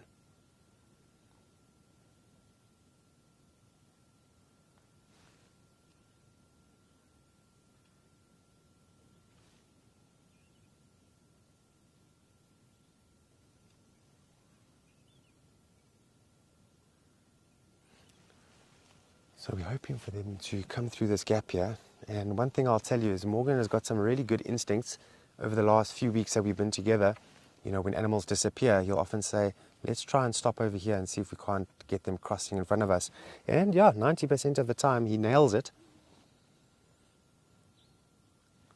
I'm pretty sure we'll get a view.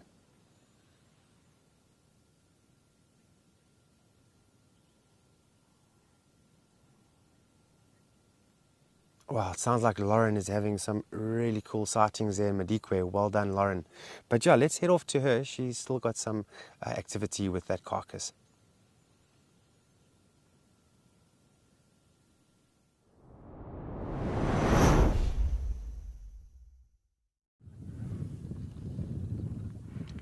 The best sighting ever. Indeed, Andrew, it would be made better if a brownie turned up, though. That would be the cherry on the cake. I've already got the cake.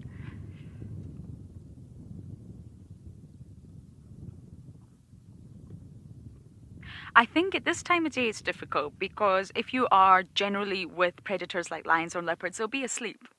It's really hot. And, well, sleeping lions are sleeping lions. Whereas what I love about a carcass, despite the heat, it's always so active. There's always stuff going on because they can't afford to just leave this. They leave this, something else is going to come in and finish it.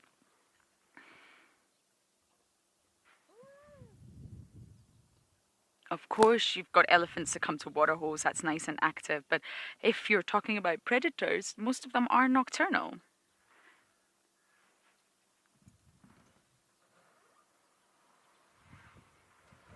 Now, there is another elephant to the right of us. I don't know if Rian can get it from here, but I just need to keep my eye on it, basically. You're not going to be happy. Are you the same boy or a different boy? I don't know. Hello. You look very relaxed right now. Yes, you do. A young boy. But soon he's gonna realize.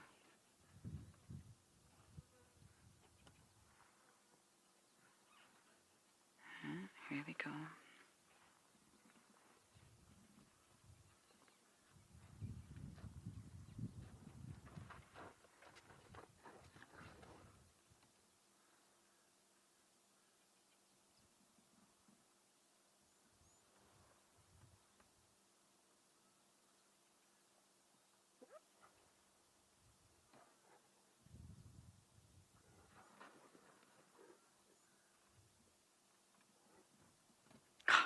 This male hyena, look at you, staring down an elephant.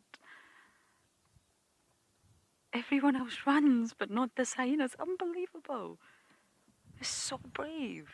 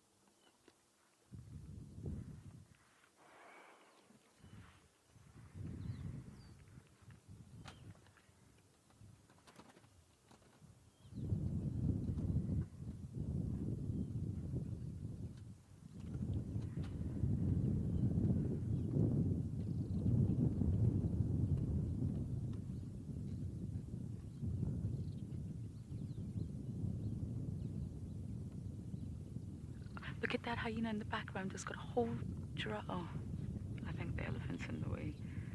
It's a whole leg that hyena just picked up. That's a remarkable amount of heavy bone. I don't even know if I would be able to lift it, and this hyena just picked it up.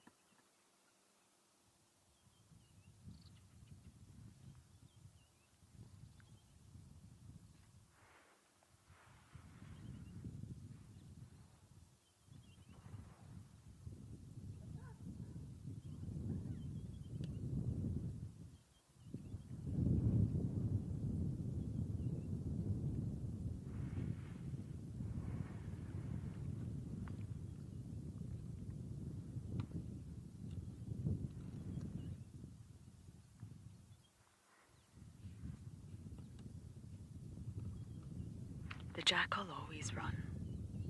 The hyenas that don't.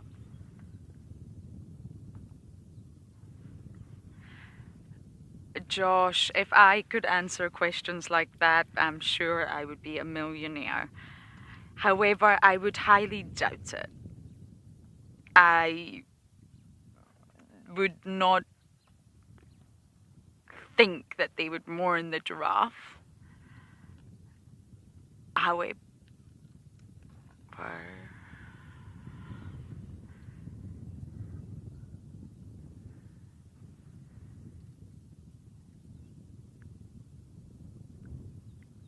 However, I really have no way of knowing. I really don't. Grieving and mourning is quite a hot topic with regards to animals.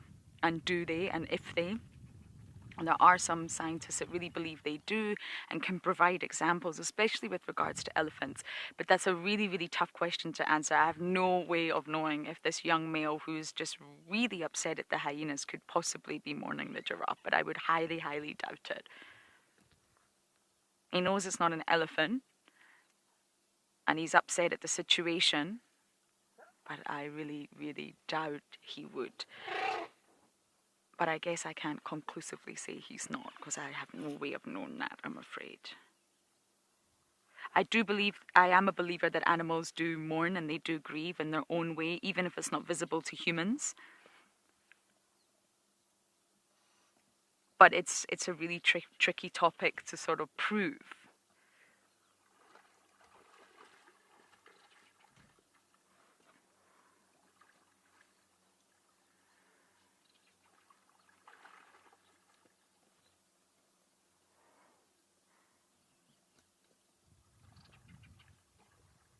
He's upset because he can smell death, he knows that something's dead, and he's surrounded by predators.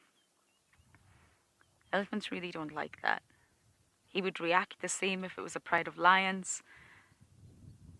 He would also chase off a leopard. But they're highly sensitive, olfactory sensitive, and therefore the smell of this dead giraffe, if Rian's struggling, you can only imagine an elephant. He won't like that smell.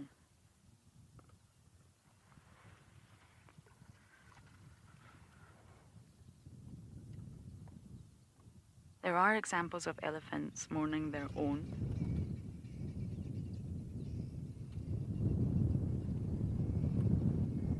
The book that I always recommend, Beyond Words, goes into quite a lot of detail on that topic, actually. And unfortunately, one of the parts of my job is watching kills. It's a part of the job that I find the most difficult.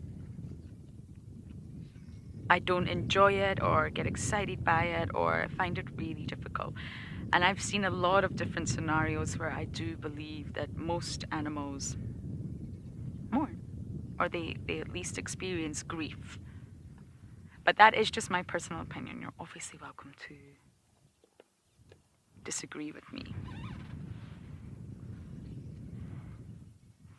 But I think it's important not to put it into human context, the way that we grieve and the way that we mourn. I think it's important not to think that animals will do it in the same way as us.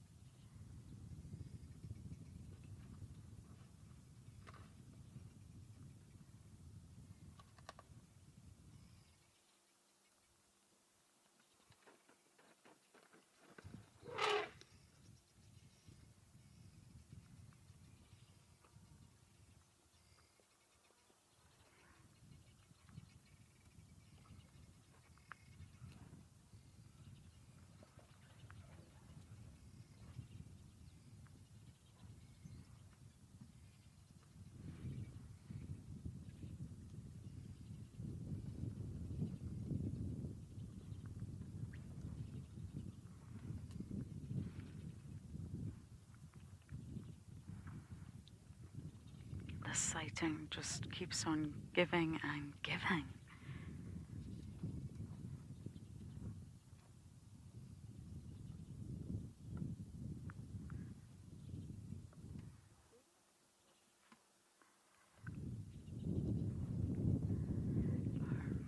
This male elephant, I think, is...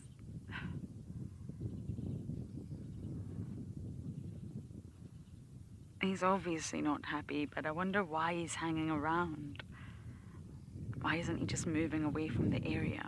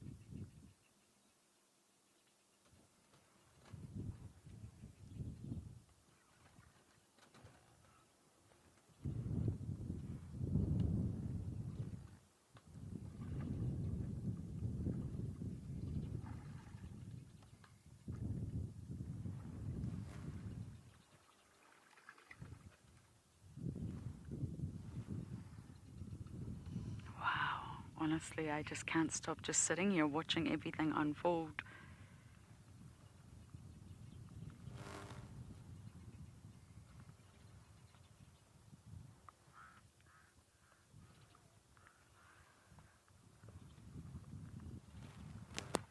He's not leaving.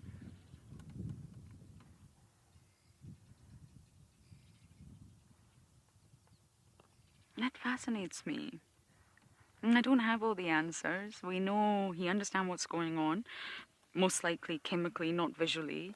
He's not happy, we understand that. The hyenas and the jackals are still going about their daily business. I can see them dragging bones. They've pulled that leg far away. I just wonder why the bull's not leaving.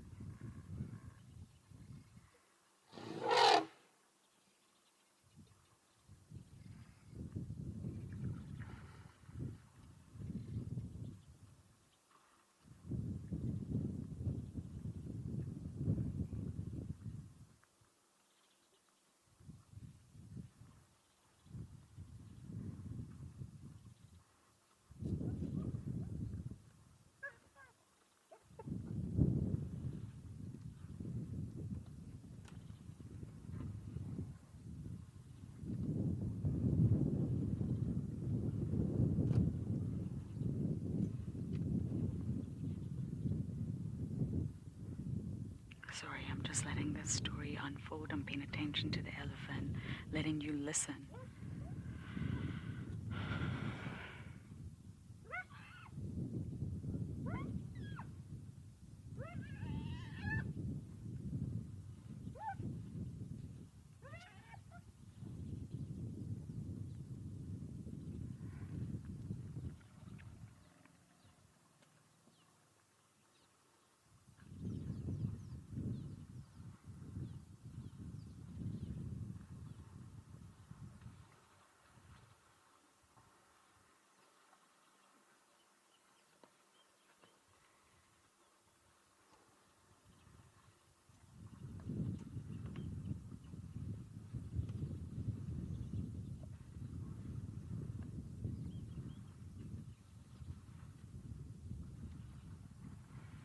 Boy, what you staying here for? This is not nice for you.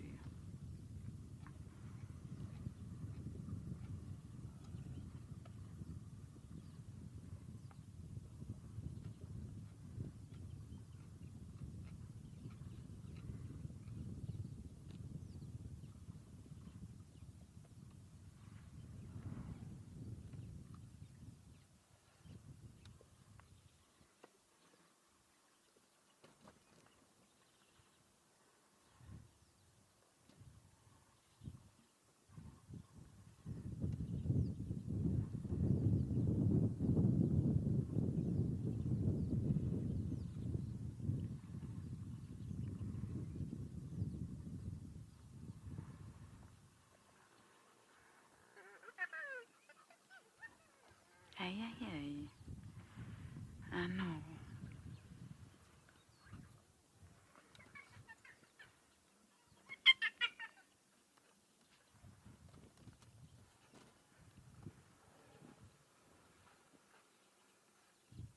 I hear you, boy.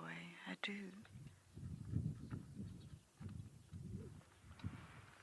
I see you.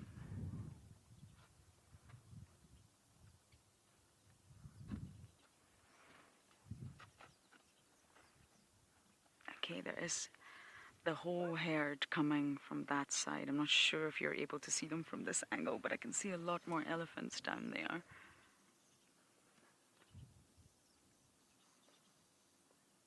Yeah, that's the only visual we can give you from the moment.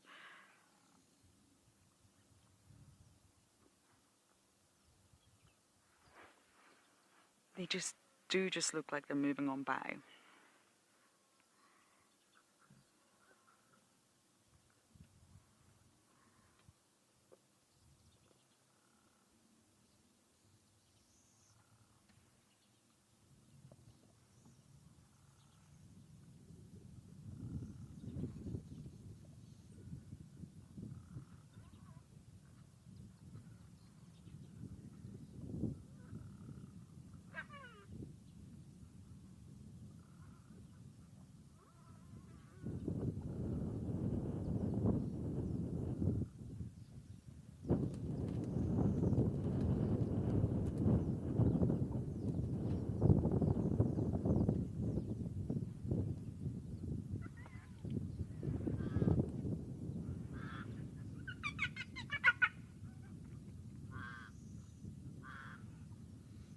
Jackals can be really aggressive with one another. That's the jackals, not the hyenas. And there's a pied crow calling in the background.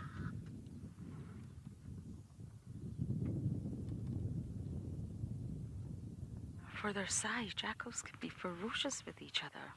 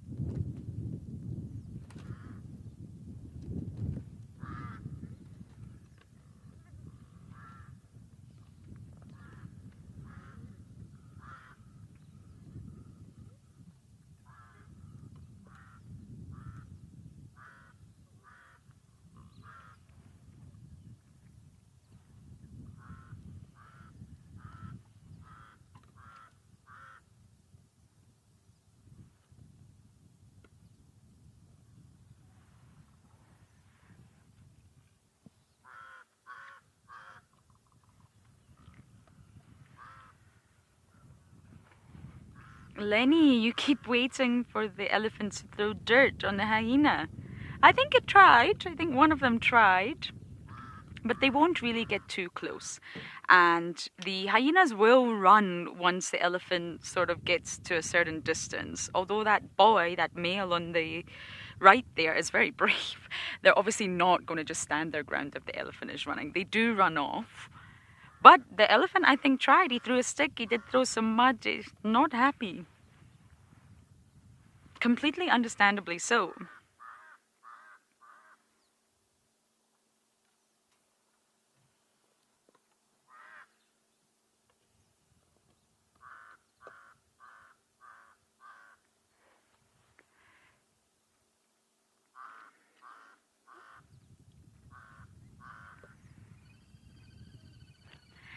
It's crazy. I'm not sure if you can hear that little creep. That beautiful swizzling call that I cannot replicate. And we've got the sounds of death at a carcass with the pied crow. And then you just have this beautiful background music of the little grebe, and it's just, wow, so much is happening.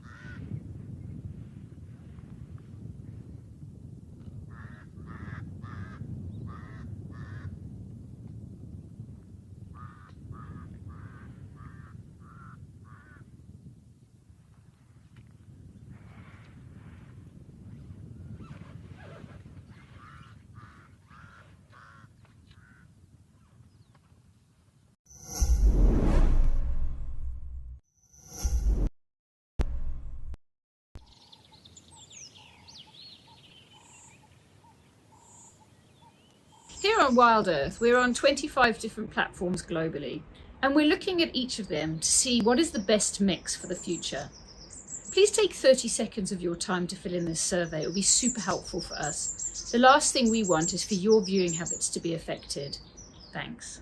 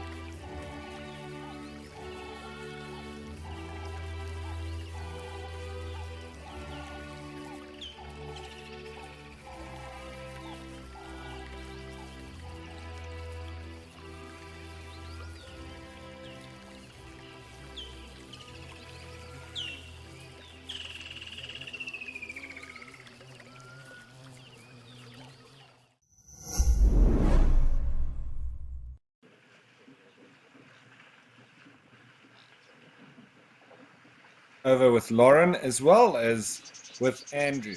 And not to be outdone, well, we've got lots of activity here at Okukuyu. As I said earlier, you can expect these ebbs and flows of lots of animals, then some quiet times, and lots of animals again. And luckily for me, there's lots and lots of animals now come down for a drink. And I think also just cooling off a bit as well, going into the middle of the water there. So there was a question earlier, would hippos be able to survive here? Well, I think they definitely could. It wouldn't be ideal because you can see that the water's not very deep and there's not much valuable grazing anywhere nearby. So they would struggle, but yeah, I've seen crazy things. So it's possible, but it wouldn't be ideal, as I say. But what is ideal is for drinking, for the animals, all these animals, this gemsbok, gamsebok, or the oryx, springbok, zebra, this blue wildebeest. Haven't seen impala this morning yet. I'm sure they'll show themselves sooner or later. There were some kudu earlier too. I'd just like to go in a little bit so we can get a nice clear view on them, especially when the zebra are in the water like this.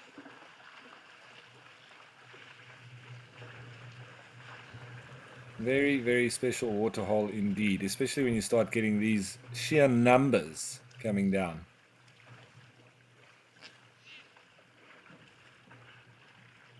And there can often be just one of them that gets a fright from something, and then you'll see everybody bolts.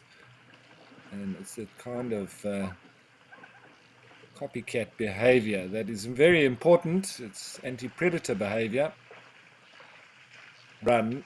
You generally do want to run in the chance that there is a predator around, and then at least you're making the odds better for yourself to survive. But you also do see when there is a lot of animals like this that they are more relaxed than when there's only a few, because I think the security net of the numbers involved does make it for you, especially if you're one of these animals trying to avoid predators.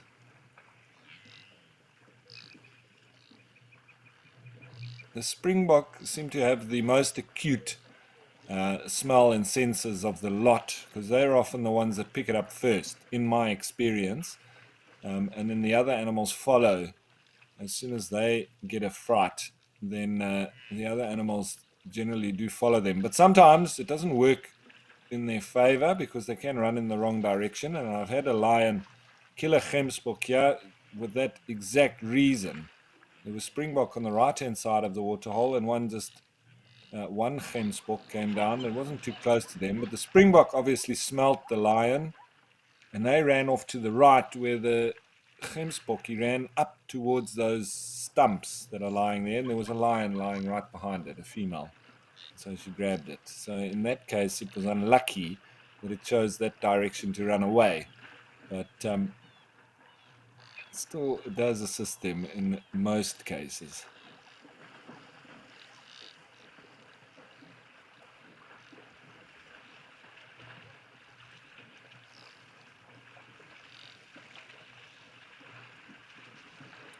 So Walter, as far as I know, the mountain zebra and the plain zebra don't interbreed. I've also had this discussion when I was down in Okanjima, with some of the reindeer there, because they've got Birchall zebra and mountain zebra, and they actually, in some cases, move together. And they told me that they don't. You might find them together, and it's a little bit like you find wildebeest and zebra together, but they've never seen them mating, and they've never, had any kind of real mixing where you've got a dominant male zebra that takes on some mountain zebra as a part of his harem, or the other way around, with a mountain zebra that takes on Birchall zebra as part of his harem. Now, you must also remember that the Hartmann's mountain zebra is the smallest of all the zebra. So if there is potential for that, I would think that it would be a plains taking on some of the females of the Hartmann's mountain zebra. It wouldn't generally be the other way around, because the male Hartmann's mountain zebra are a lot smaller, and probably as a result not as strong as the Birchall's males, zebras. So I think if that were to happen, that would be the way it would happen. However, as I say, in the experience from those guys as well, saying that it doesn't matter, they don't interbreed. On the western side of Etosha, you do get Hartmann's mountain zebra. But very far to the west, and they would mix as well with the plain zebra. But I haven't heard of any kind of mixed breeding or interbreeding between them. And whenever we go there, we do see them remaining in those isolated pockets up where it is a lot more mountainous, or there are some mountains, as I should say, because Etosha is very flat, as you can see from here. Just off there in the distance to the left, which is also, this is looking west, that's the area where I'm talking about, where there is some mountains, but they, yeah, compared to the flat regions of the rest of the park, yes, it's mountainous, but you wouldn't call them mountains if you had to compare them to real mountains. It's just a lot more rocky. There's some dolerite outcrops, and so there is some habitat for the mountain zebra, but they prefer a little bit further west from here in the real mountainous areas, all that whole section from Angola all the way down to, almost to the South African border, but it's like a band. So this is probably the furthest east that you get Hartmann's mountain zebra, and then it's so the central part, and then to the west, but not obviously not all the way to the coast of Namibia. In that band where there's zero rainfall, they're a little bit, so probably between 50 and 100 kilometers inland from the coast, and then right up here till Etosha, and you can make a square or a rectangle in that sort of distribution zone. But they prefer the mountainous areas and rocky outcrops, etc. That's where they do the best. So you generally don't find them, and I've never seen them here at Okukuyu. You also do get white rhino in Etosha as well. I've seen two, but also just at the Umbika waterhole. That's just after entering at the Anderson Gate, which is about 18 kilometers from here to the south. And it's just a short drive from the gate, and then you get Umbika. So it's the first waterhole once you enter the park. That's where I've seen two white rhinos on different occasions, but those are the only white rhino I've seen. Otherwise, it's all black rhino, and a lot, particularly around here at Okukuyu. But you do see them right across the park.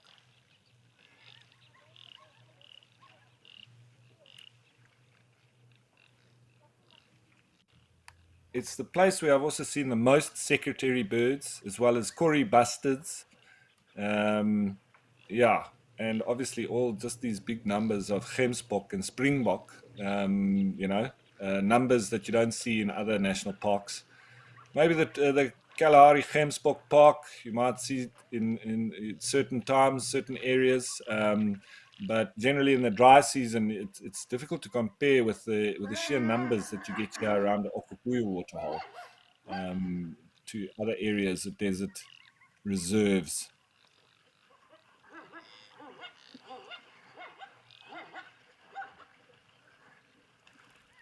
And it's crazy because you also do see special birds, like even pelicans. I've seen pelicans here at this waterhole, as well as flamingos, both the lesser and the greater.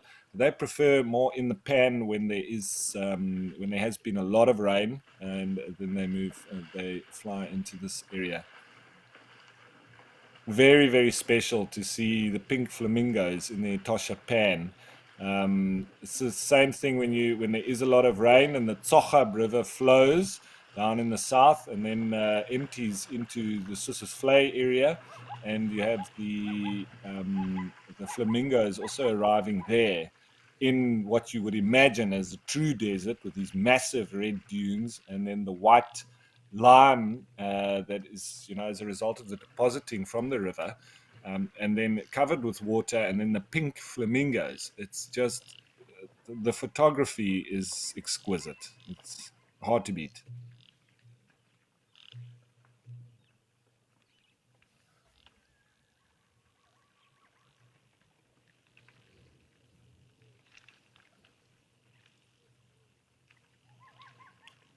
So you can see how it ebbs and flows. Those zebra were all in there now, just a couple left, and they just mill around a little bit, but then they start to make their way off into better feeding areas. It's not great in the direct vicinity here, so they've got to make quite long treks between their feeding and their drinking areas. Keeps them fit. Yeah, definitely. They need to work for their water and their food. It's not in the same area. We have found that the springbok do feed here a little bit with the remnants or leftovers of the grass that's grown after the rains, but it's already sort of fulfilled its entire life cycle, and it's just some of the old shoots, I think, that these springbok are feeding on.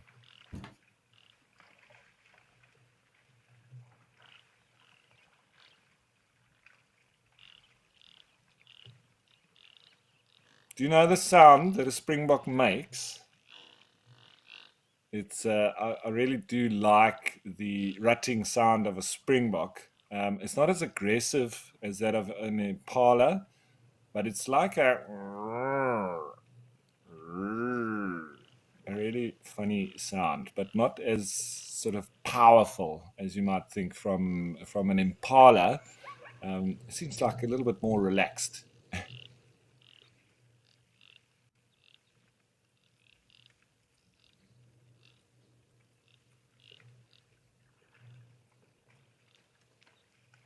You might think they're quite dainty and small. They are comparatively, but you try and even a strong man holding down a male ram springbok is going to struggle. They are very strong animals, and they're bigger than they seem.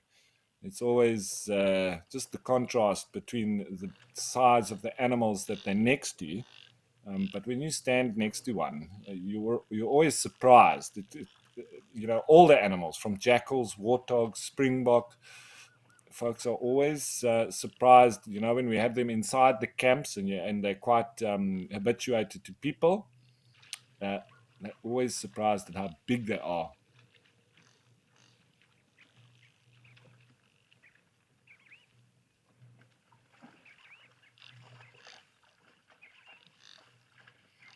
And there was always one very habituated male at the Brandberg White Lady camp in Damaraland. And when we used to camp there, the guests used to love it because this male springbok used to come walking through camp and not worry about anybody, wasn't scared of anything, and you could actually walk right up to it. But there were certain times of the year when I used to have to tell the guests to be very careful because, especially now this time of year, when the days shorten and the animals get an increase in testosterone, if you get head butted by a springbok, I tell you what, you could do some damage. It knock you off your feet. It probably bruise you, and if you really unlucky, he could even sort of gouge you with his horns. So be careful. Even though springbok might seem that small, they're very strong, and particularly so when they're in the rutting season. So careful. There's another nice little group or harem of zebra come down for a drink as well. So we've got two groups here now. One lone gemsbok in the middle. That really does make for beautiful pictures there. I'm going to just zoom in a bit if I can. See if my controls play along. We can at least have a better look. Oh, this guy's swimming and drinking at the same time.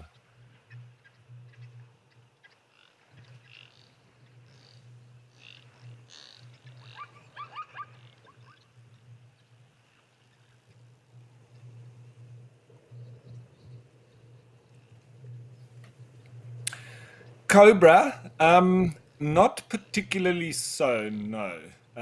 Because the eland sort of followed the rains, and as we say, the rainbow chasers, and I'm sure you've heard me talking quite a bit about them and all their, the myths and legends about them, but also the significance with the Khoisan people, how they used to follow them.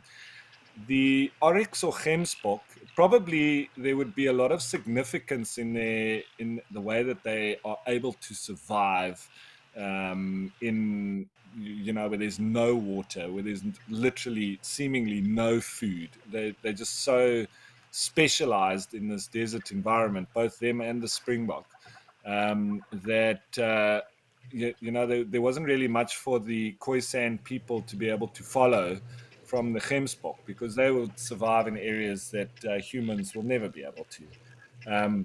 However, they, you know, in times of difficult droughts, etc., when there were no other animals around, they probably did remain as a very important source of food. And when the Khoisan people used to move of places, springbok and oryx were really a big part of what they would eat, because they would find them in the most inhospitable places. So in that sense, I think yes, but not in the ways of finding better pastures, or where it's rained and where the next food is going to be coming from, because yeah, just because of their sheer specializations of being able to survive in extreme desert environments.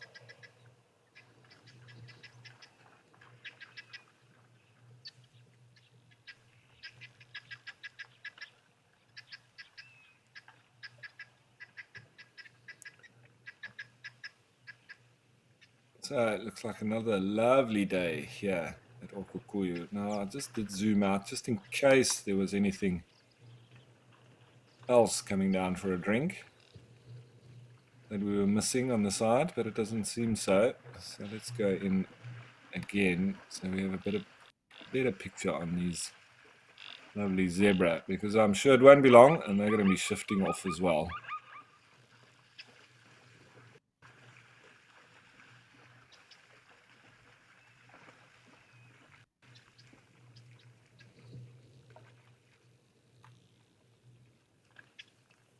The giraffe that was drinking earlier, obviously just a solitary bull, he's made his way off as well, got what he needed and disappeared.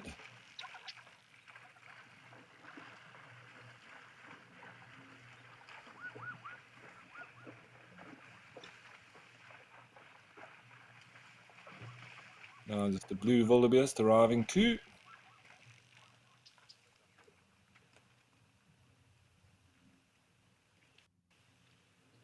So, and yesterday, just at the end of Escape to Nature, I was just starting to discuss about animals and their colors. And sometimes it does seemingly not make any sense, because if you're thinking you're living in an extremely hot environment, sometimes it can be cold, sometimes hot, but I think the heat of the day, generally in the desert, is probably one of the hardest things to adapt to for the animals.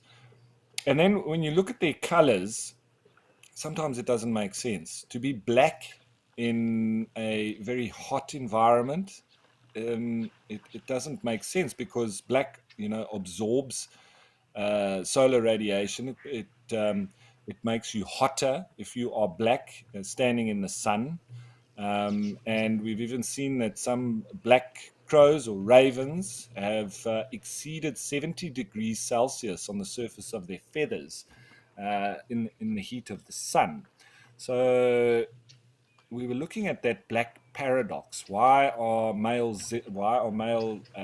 ostriches black, ravens black, the blue wildebeest black? There's a lot of black colors on animals, and how would that assist them in in keeping cool? And it seems like there has been some studies done, and the results have shown that black will increase the temperature when there is no wind. And winds up to 10 kilometers per hour don't change anything in terms of the temperature.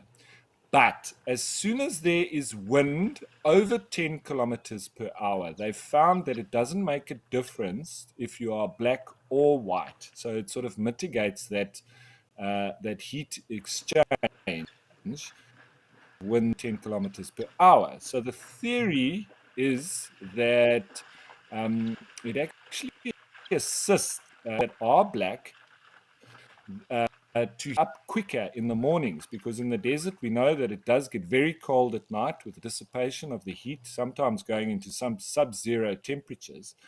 But when the sun comes up, then it's its coldest period of the night, because you know it has the heating of the land, and that rises, and then you have this cold air coming in to replace it. So for the first sort of 2-3 hours of the morning, it's still very cold. And then only once it gets to about 9 o'clock does it actually start heating up, and the heat of the day being at the middle of the day. So the theory is that if you're black, and then you will heat up quicker than white animals, because that will be reflecting the solar radiation, and so it will take you longer to warm up. If you're black, in those first rays of the sun, you will heat up quicker, and so be able to forage earlier rather than trying to warm up. And then by the time it hits 9-10 o'clock in the morning, we have the winds that usually pick up and start exceeding 10 kilometers per hour. And so it doesn't make a difference whether you're black or white at that point, because it's pretty much the same absorption of the solar radiation. So it actually goes to show that it is better to be black in this particular environment, because you heat up quicker, you're able to forage earlier and not have to spend as much energy shivering or warming yourself up. So it just goes to show that sometimes we think, you know, or put things in a box, but there are dichotomous things that we need to realize, and there's a lot of factors at play. Nothing is just in a vacuum. And obviously the animals, you know, they're not choosing to be black. It's just a color that might have randomly come through in a specimen, and that one became slightly more successful. And so that gene then continues through and becomes more concentrated as the new generations pass. And so this in turn leads to the evolutionary colors that we find on the animals. And it's a lot of randomness, a lot of chance, but generally the most successful colors will come through in the end in natural populations. To their own devices, the animals will be the next, and that will take through all the characteristics that succeed. So it seems like it is thinning out a little bit here at the waterhole, but lovely discussions to be had, and I'd love to hear your thoughts on it. But let's go and hear Lauren's thoughts on her giraffe carcass.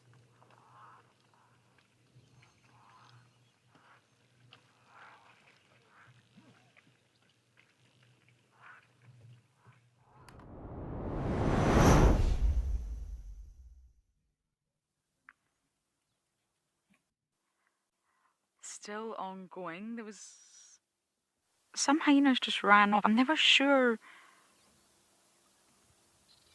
where they're running to or what they're doing, but new ones are coming in all the time. Some are full and leave and go to the shade. There are a lot of hyenas here. I'd love to know who was who. I'd love to get to know a clan here. It's just not quite so simple as it is in Djuma.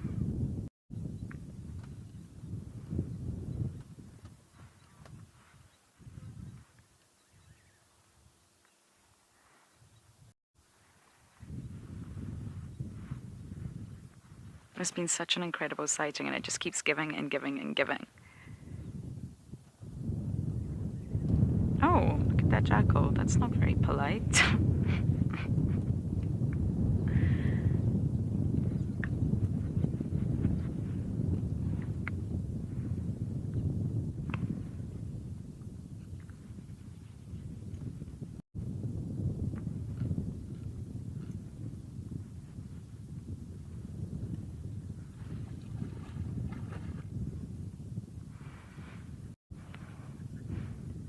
We are going to be in this part of the world for another few days, and I just wonder if we can keep following up on this story and really get to see at exactly what point the spotties leave? I don't know, I don't have the answer. It will differ each time there's a carcass, each time there's a kill. Be interesting to see how long they are going to hang around. Look at the neck, there's still a lot of meat in there.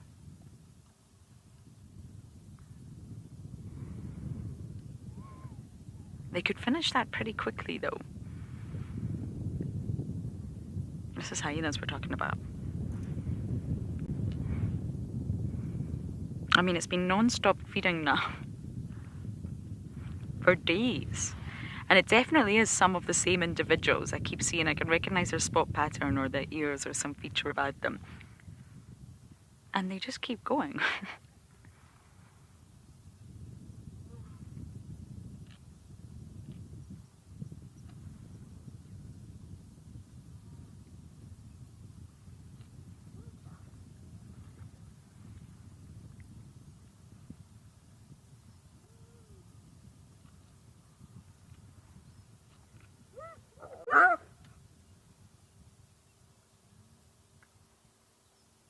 Dominance. The tail didn't go up though, it didn't really mean anything.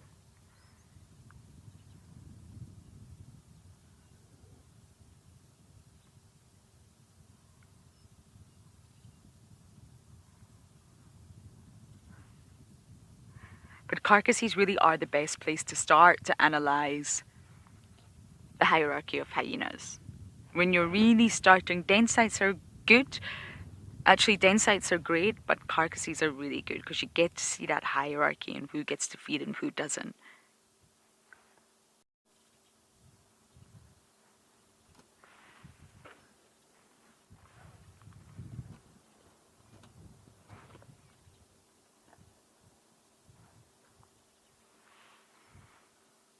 Who bows down to who?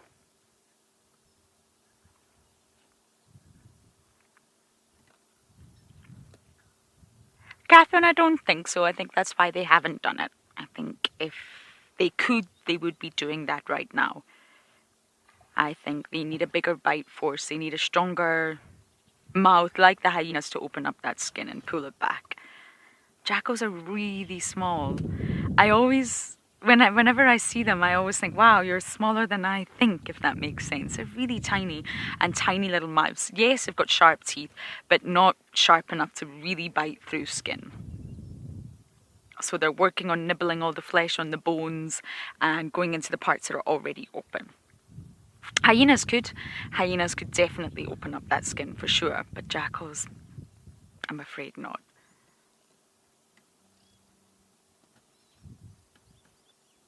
And obviously, it's not... I was going to talk about the rib cage, but we could just look at this lovely moment between these two having the best bath. I just love it. I just love the fact that they just go in the water.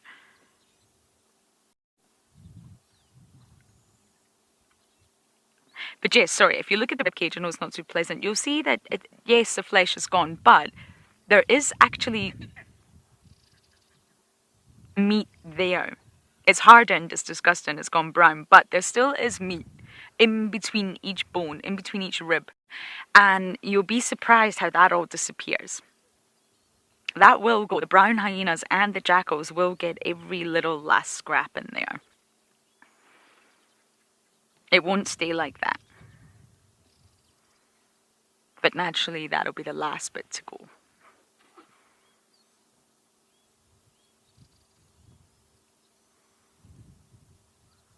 Look at the giraffe's face. It's like something out of a horror movie.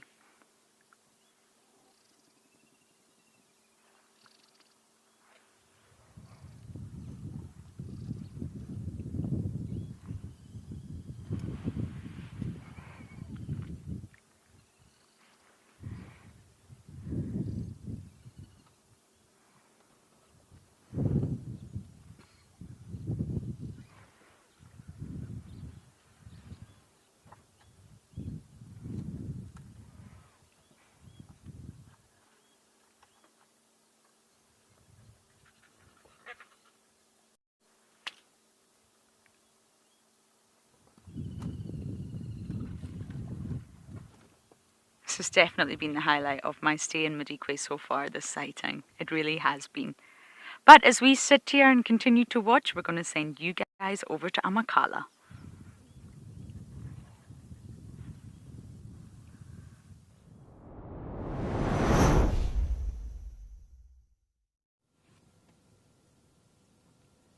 Thanks, Lauren. I can imagine what an incredible experience for you, and you deserve it, that is for sure. So we've been waiting very patiently for these elephants. They're still in the same block and they're just feeding and slowly moving around, but it seems like most of their movement has sort of come to an end for this morning. Maybe they're going to catch a bit of a nap in here, get some rest, eat a little bit more, because they're not too far from the water, so it would make sense for them to stick around in this block of land just for the time being.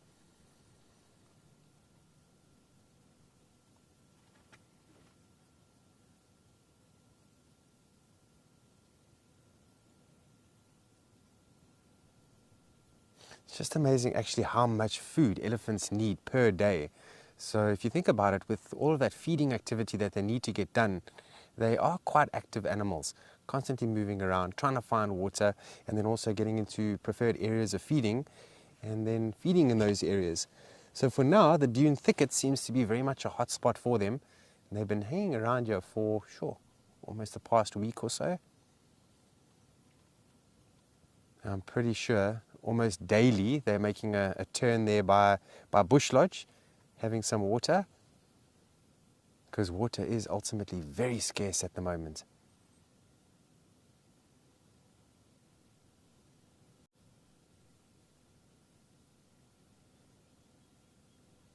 What is that elephant doing? He's just stopped.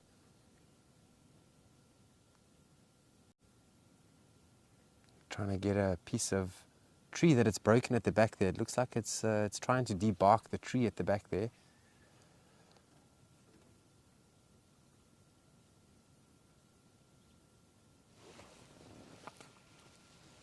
Oh, it's pulling it there. It's got a nice little piece there.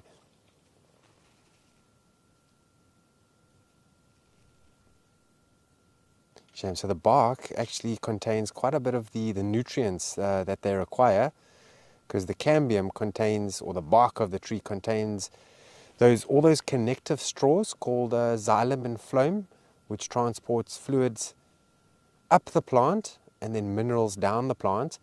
So especially in times like now, where water is very scarce and the bush is slowly but surely drying up, that is precisely where they're going to find food, in the cambium and the roots. But often when we think of elephants pushing trees down, can you imagine all those smaller antelopes and things like that can now also access and reach the leaves? So there's always a knock-on effect. Yes, an elephant might be destructive in a way that it's going to push down trees looking for food, but in return, there's always a positive effect. Much smaller animals can now get to those leaves where they couldn't normally.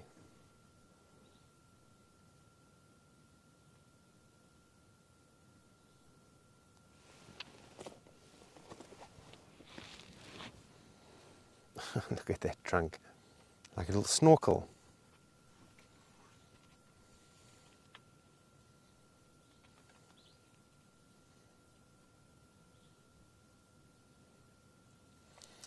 Serena, that's quite a good question. You know, generally plants without the leaves on are either dead or they're seasonal plants, but the most parts of the plants here in the dune thicket and on Amakala, they're evergreen.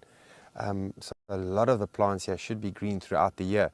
So if there are plants that don't have any leaves on, generally they're already dead, those plants. And not really, they don't really eat those. They might scratch up against it, they might break it and play with it from time to time, but not really consume it.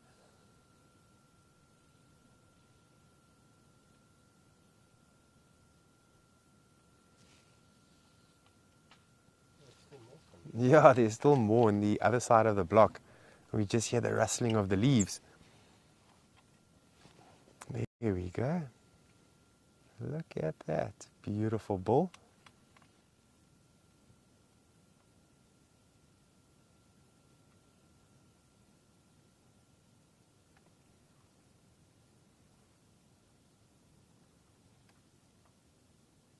So other than feeding, they've actually been quite quiet this morning. We did have a trumpet of what we presume was a young elephant, and then yesterday we actually heard the young calf, the very young calf, screaming at its mom, demanding milk. We actually had another guide with us on the sighting, and he thought maybe it was one of the adults, but we said no, we saw it was the young calf. And to hear how loud that scream was incredible.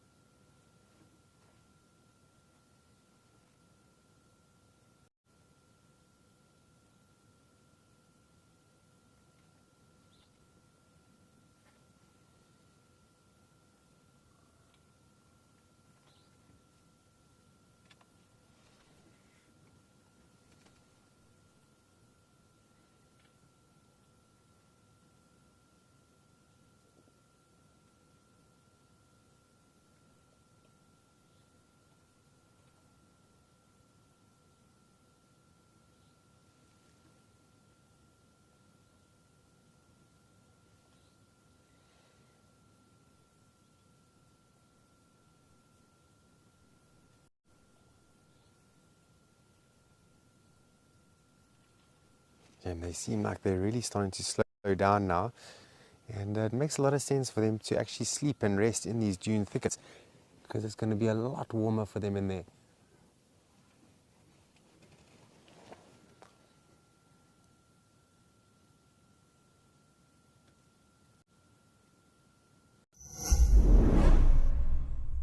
We hope that when you watch Wild Earth, you will fall in love with nature.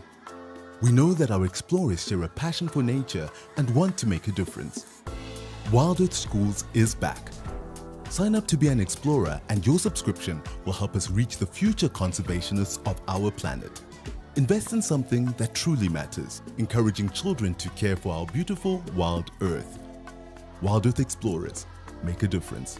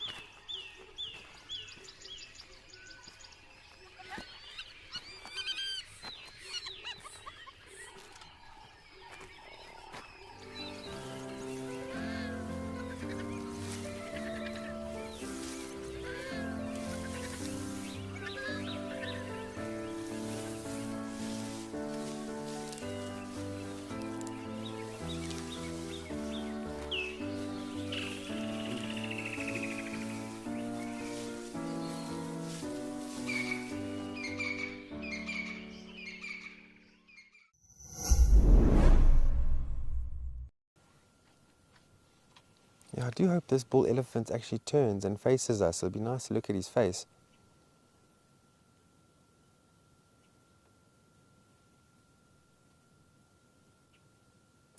So I must tell you a situation that happened here in Amakhala also a few years ago. It was about 3 years ago. I think it was during the lockdown time. But also elephants had a a young calf, which they had just basically brought out into the environment to walk around freely with them. And they went to Hlosi Lodge. And the young elephant got there before most of the other individual elephants got there, and was fiddling with the water. And then suddenly behind this poor little young calf elephant was a wall of very thirsty elephants, and they came rushing in. By accident, one of the young bulls bumped the calf into the swimming pool. Then the mother went crazy and really disciplined that young calf, almost to say, be careful. We have young children around here. You need to really be careful in future.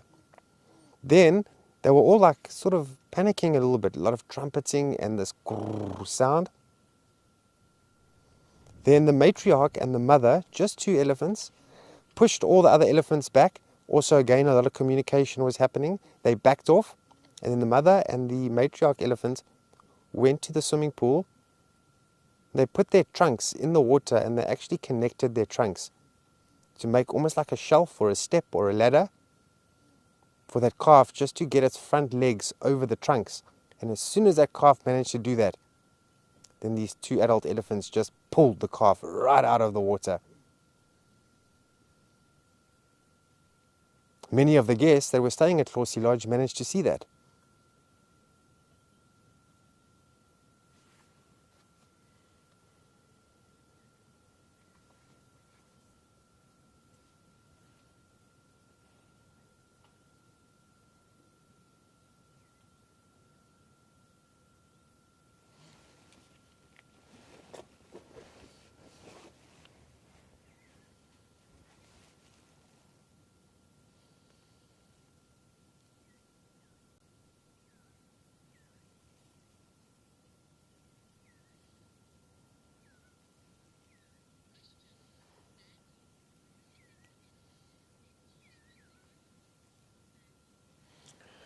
Hello, Mandy. I'm sure of it. Obviously, I can't prove it, and I don't know if it's been proven already, but I'm convinced of it.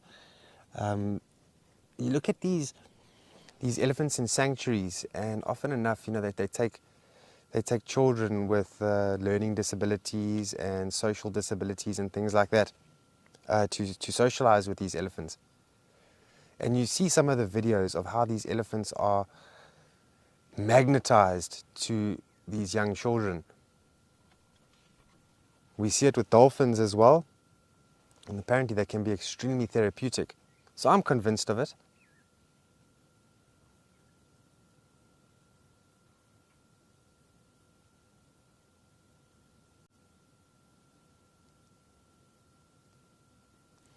And I brought this up before, but I'll mention it again.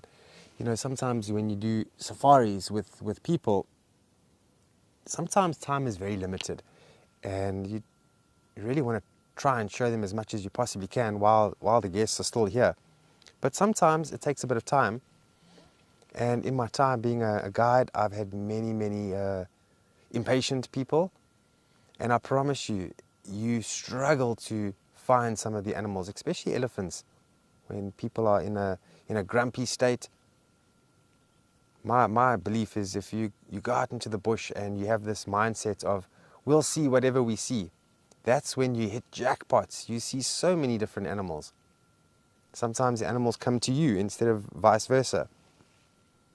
So it's always a good idea just to go on safari with an open mind and let nature reveal itself when they want to.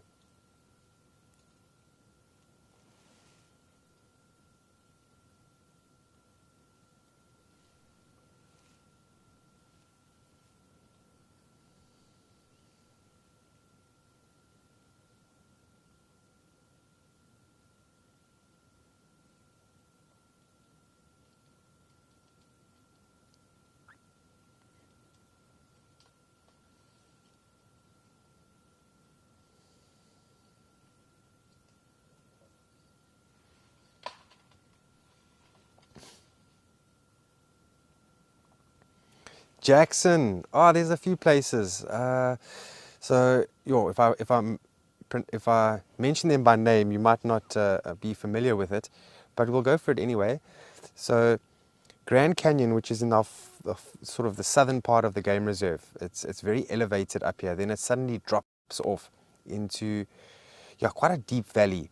So that's one of the places. Then there's some other valleys which unfortunately we'll never be able to show you because of the signal that we don't receive down there. But those valleys are ideal for them, and often enough when they're feeling stressed, they head straight to the valleys. We had a sighting of a bit of interaction a few years ago with lions and elephants, and once the elephants ran off, they went straight to the valleys and they stuck it out there for a night or two. Where else do they like to go? There's a few places in the far eastern part of the reserve, also in a massive drainage line. It's called Geza Lookout. You can still see them from the top, but you can't get close to them because of the roads.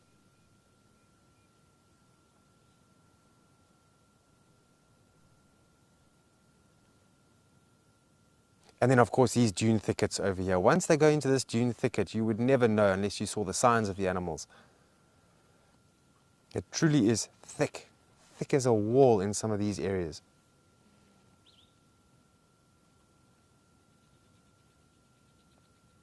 But we love driving the dune thickets. It's a special place to drive, and I'll always have sentimental attachment to these dune thickets because of the amount of walking and tracking we've done with assessors in here and students. The plants that you see in the blocks of land are just beautiful. One of them being the Bushman poison bulb. It's got the most beautiful leaves, which takes a very long time for them to grow. They're growing inside these dune thickets here, and elephants do eat them as well.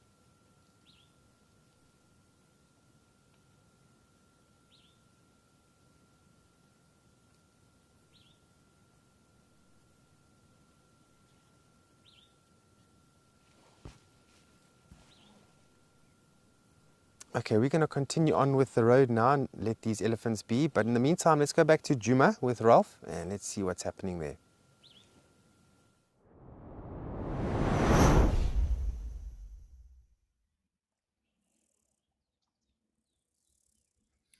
Thank you, Andrew. And yes, you find me now at the Djuma Dam camera next to the Gowrie Dam. This is in the Sabi Sands of the Greater Kruger National Park of South Africa. So just scanning around, doing a bit of birding. The hippos are in the water, but I've also seen a water monitor lizard that was out of the water, disappeared into the brush. But now here is a lovely blacksmith lapwing, also just on the edges of the waterhole itself. But I am being assisted by the zoomies as well. They've got a little bit better controls on the camera itself. And there is a bit of a schedule that goes around. Now, I do also have controls. So if we're stuck there for a little bit too long, I will also zoom it out. We'll just wait and see.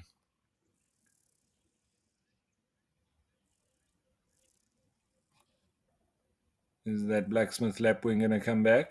Doesn't look like it, so let's just go back a bit.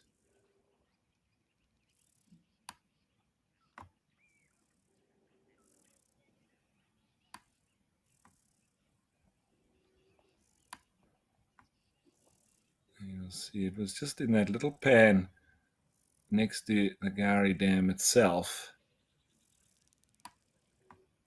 Didn't see the parrots in their normal spot.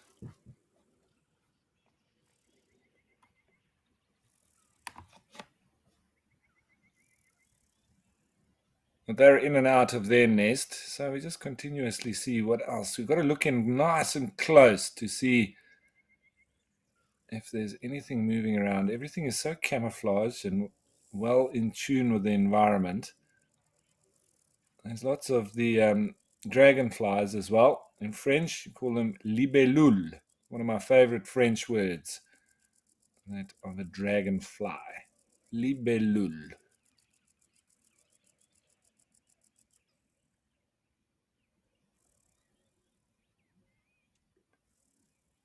Seems to be foraging a little bit in the shallows here. This is this blacksmith lapwing. And we very often see the animals that come to drink here too, being the predators mainly. The leopards do walk past, especially at night, and then they like to drink from this spot. I've noticed. See this little waterhole next to the Gowrie Dam, that they keep full of water. So even when the Gowrie Dam had emptied, when there was no rain, and the time that I spent in Djuma, it was completely dry, but they kept this little pan next to it with some water in. So we still had the animals coming to visit, and then I think they sort of come as a force of habit to still come and drink from this spot because they know that it's relatively safe and they've drunk there many times before. So sometimes it is just because it's formed a habit that they continue on doing so.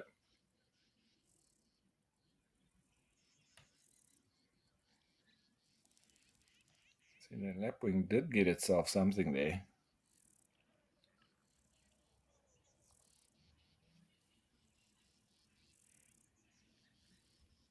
It's foraging off, but there's lots of movement of insects.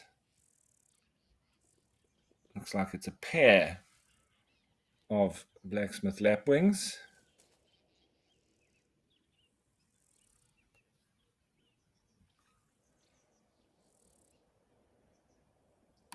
A little bit of wind coming through.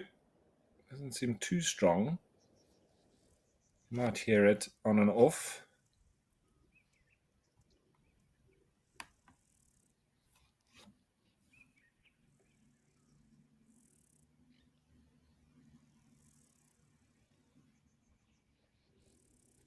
So it's been another quite eventful escape to nature. Lovely with the elephants there with Andrew on Amakhala, but I like to see that interaction with the young elephant next to that giraffe carcass, trying to chase off those hyenas. Lots of trumpeting, lots of vocalizations. They truly despise predators.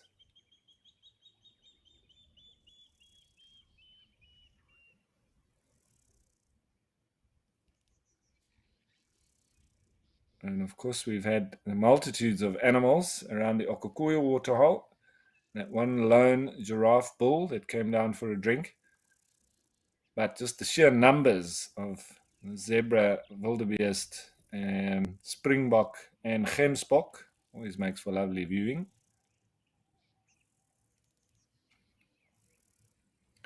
As our very long-legged blacksmith lapwing, seemingly on stilts, moves through this brush. Now you see why that becomes very useful if you have such long legs, especially in the environment. But they are grassland birds, so they do need to constantly, regardless of whether they're next to a water body or not, walk over very long branches and so on. So it does help to have those kind of stilt legs.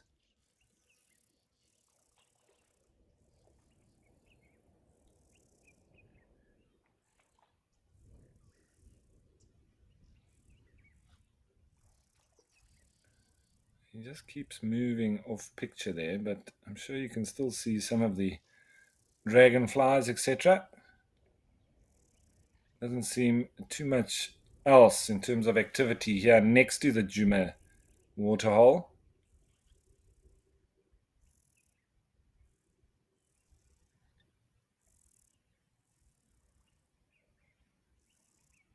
It's probably a monogamous pair too, meaning they pair for life. And so, as always, the sad part of the show when we're about to end, but as always, thanks to the wildlife who are the stars of the show for doing what they do, and thanks to the wildlife team, the camera operators, well done guys, and of course thanks to you the viewers for jumping on board with us and making this all possible. It's been fabulous. Don't forget that there will be the sunset safari again from 2:30, and then of course tomorrow we get to do it all over again with the sunrise safari, escape to nature, and then another sunset safari. So what is the afternoon going to hold? Well, you'll have to stay tuned to find out. That is the question. It's all live, so we can't plan it, But thanks for joining us, folks. My name's Ralph Kirsten. Bye for now.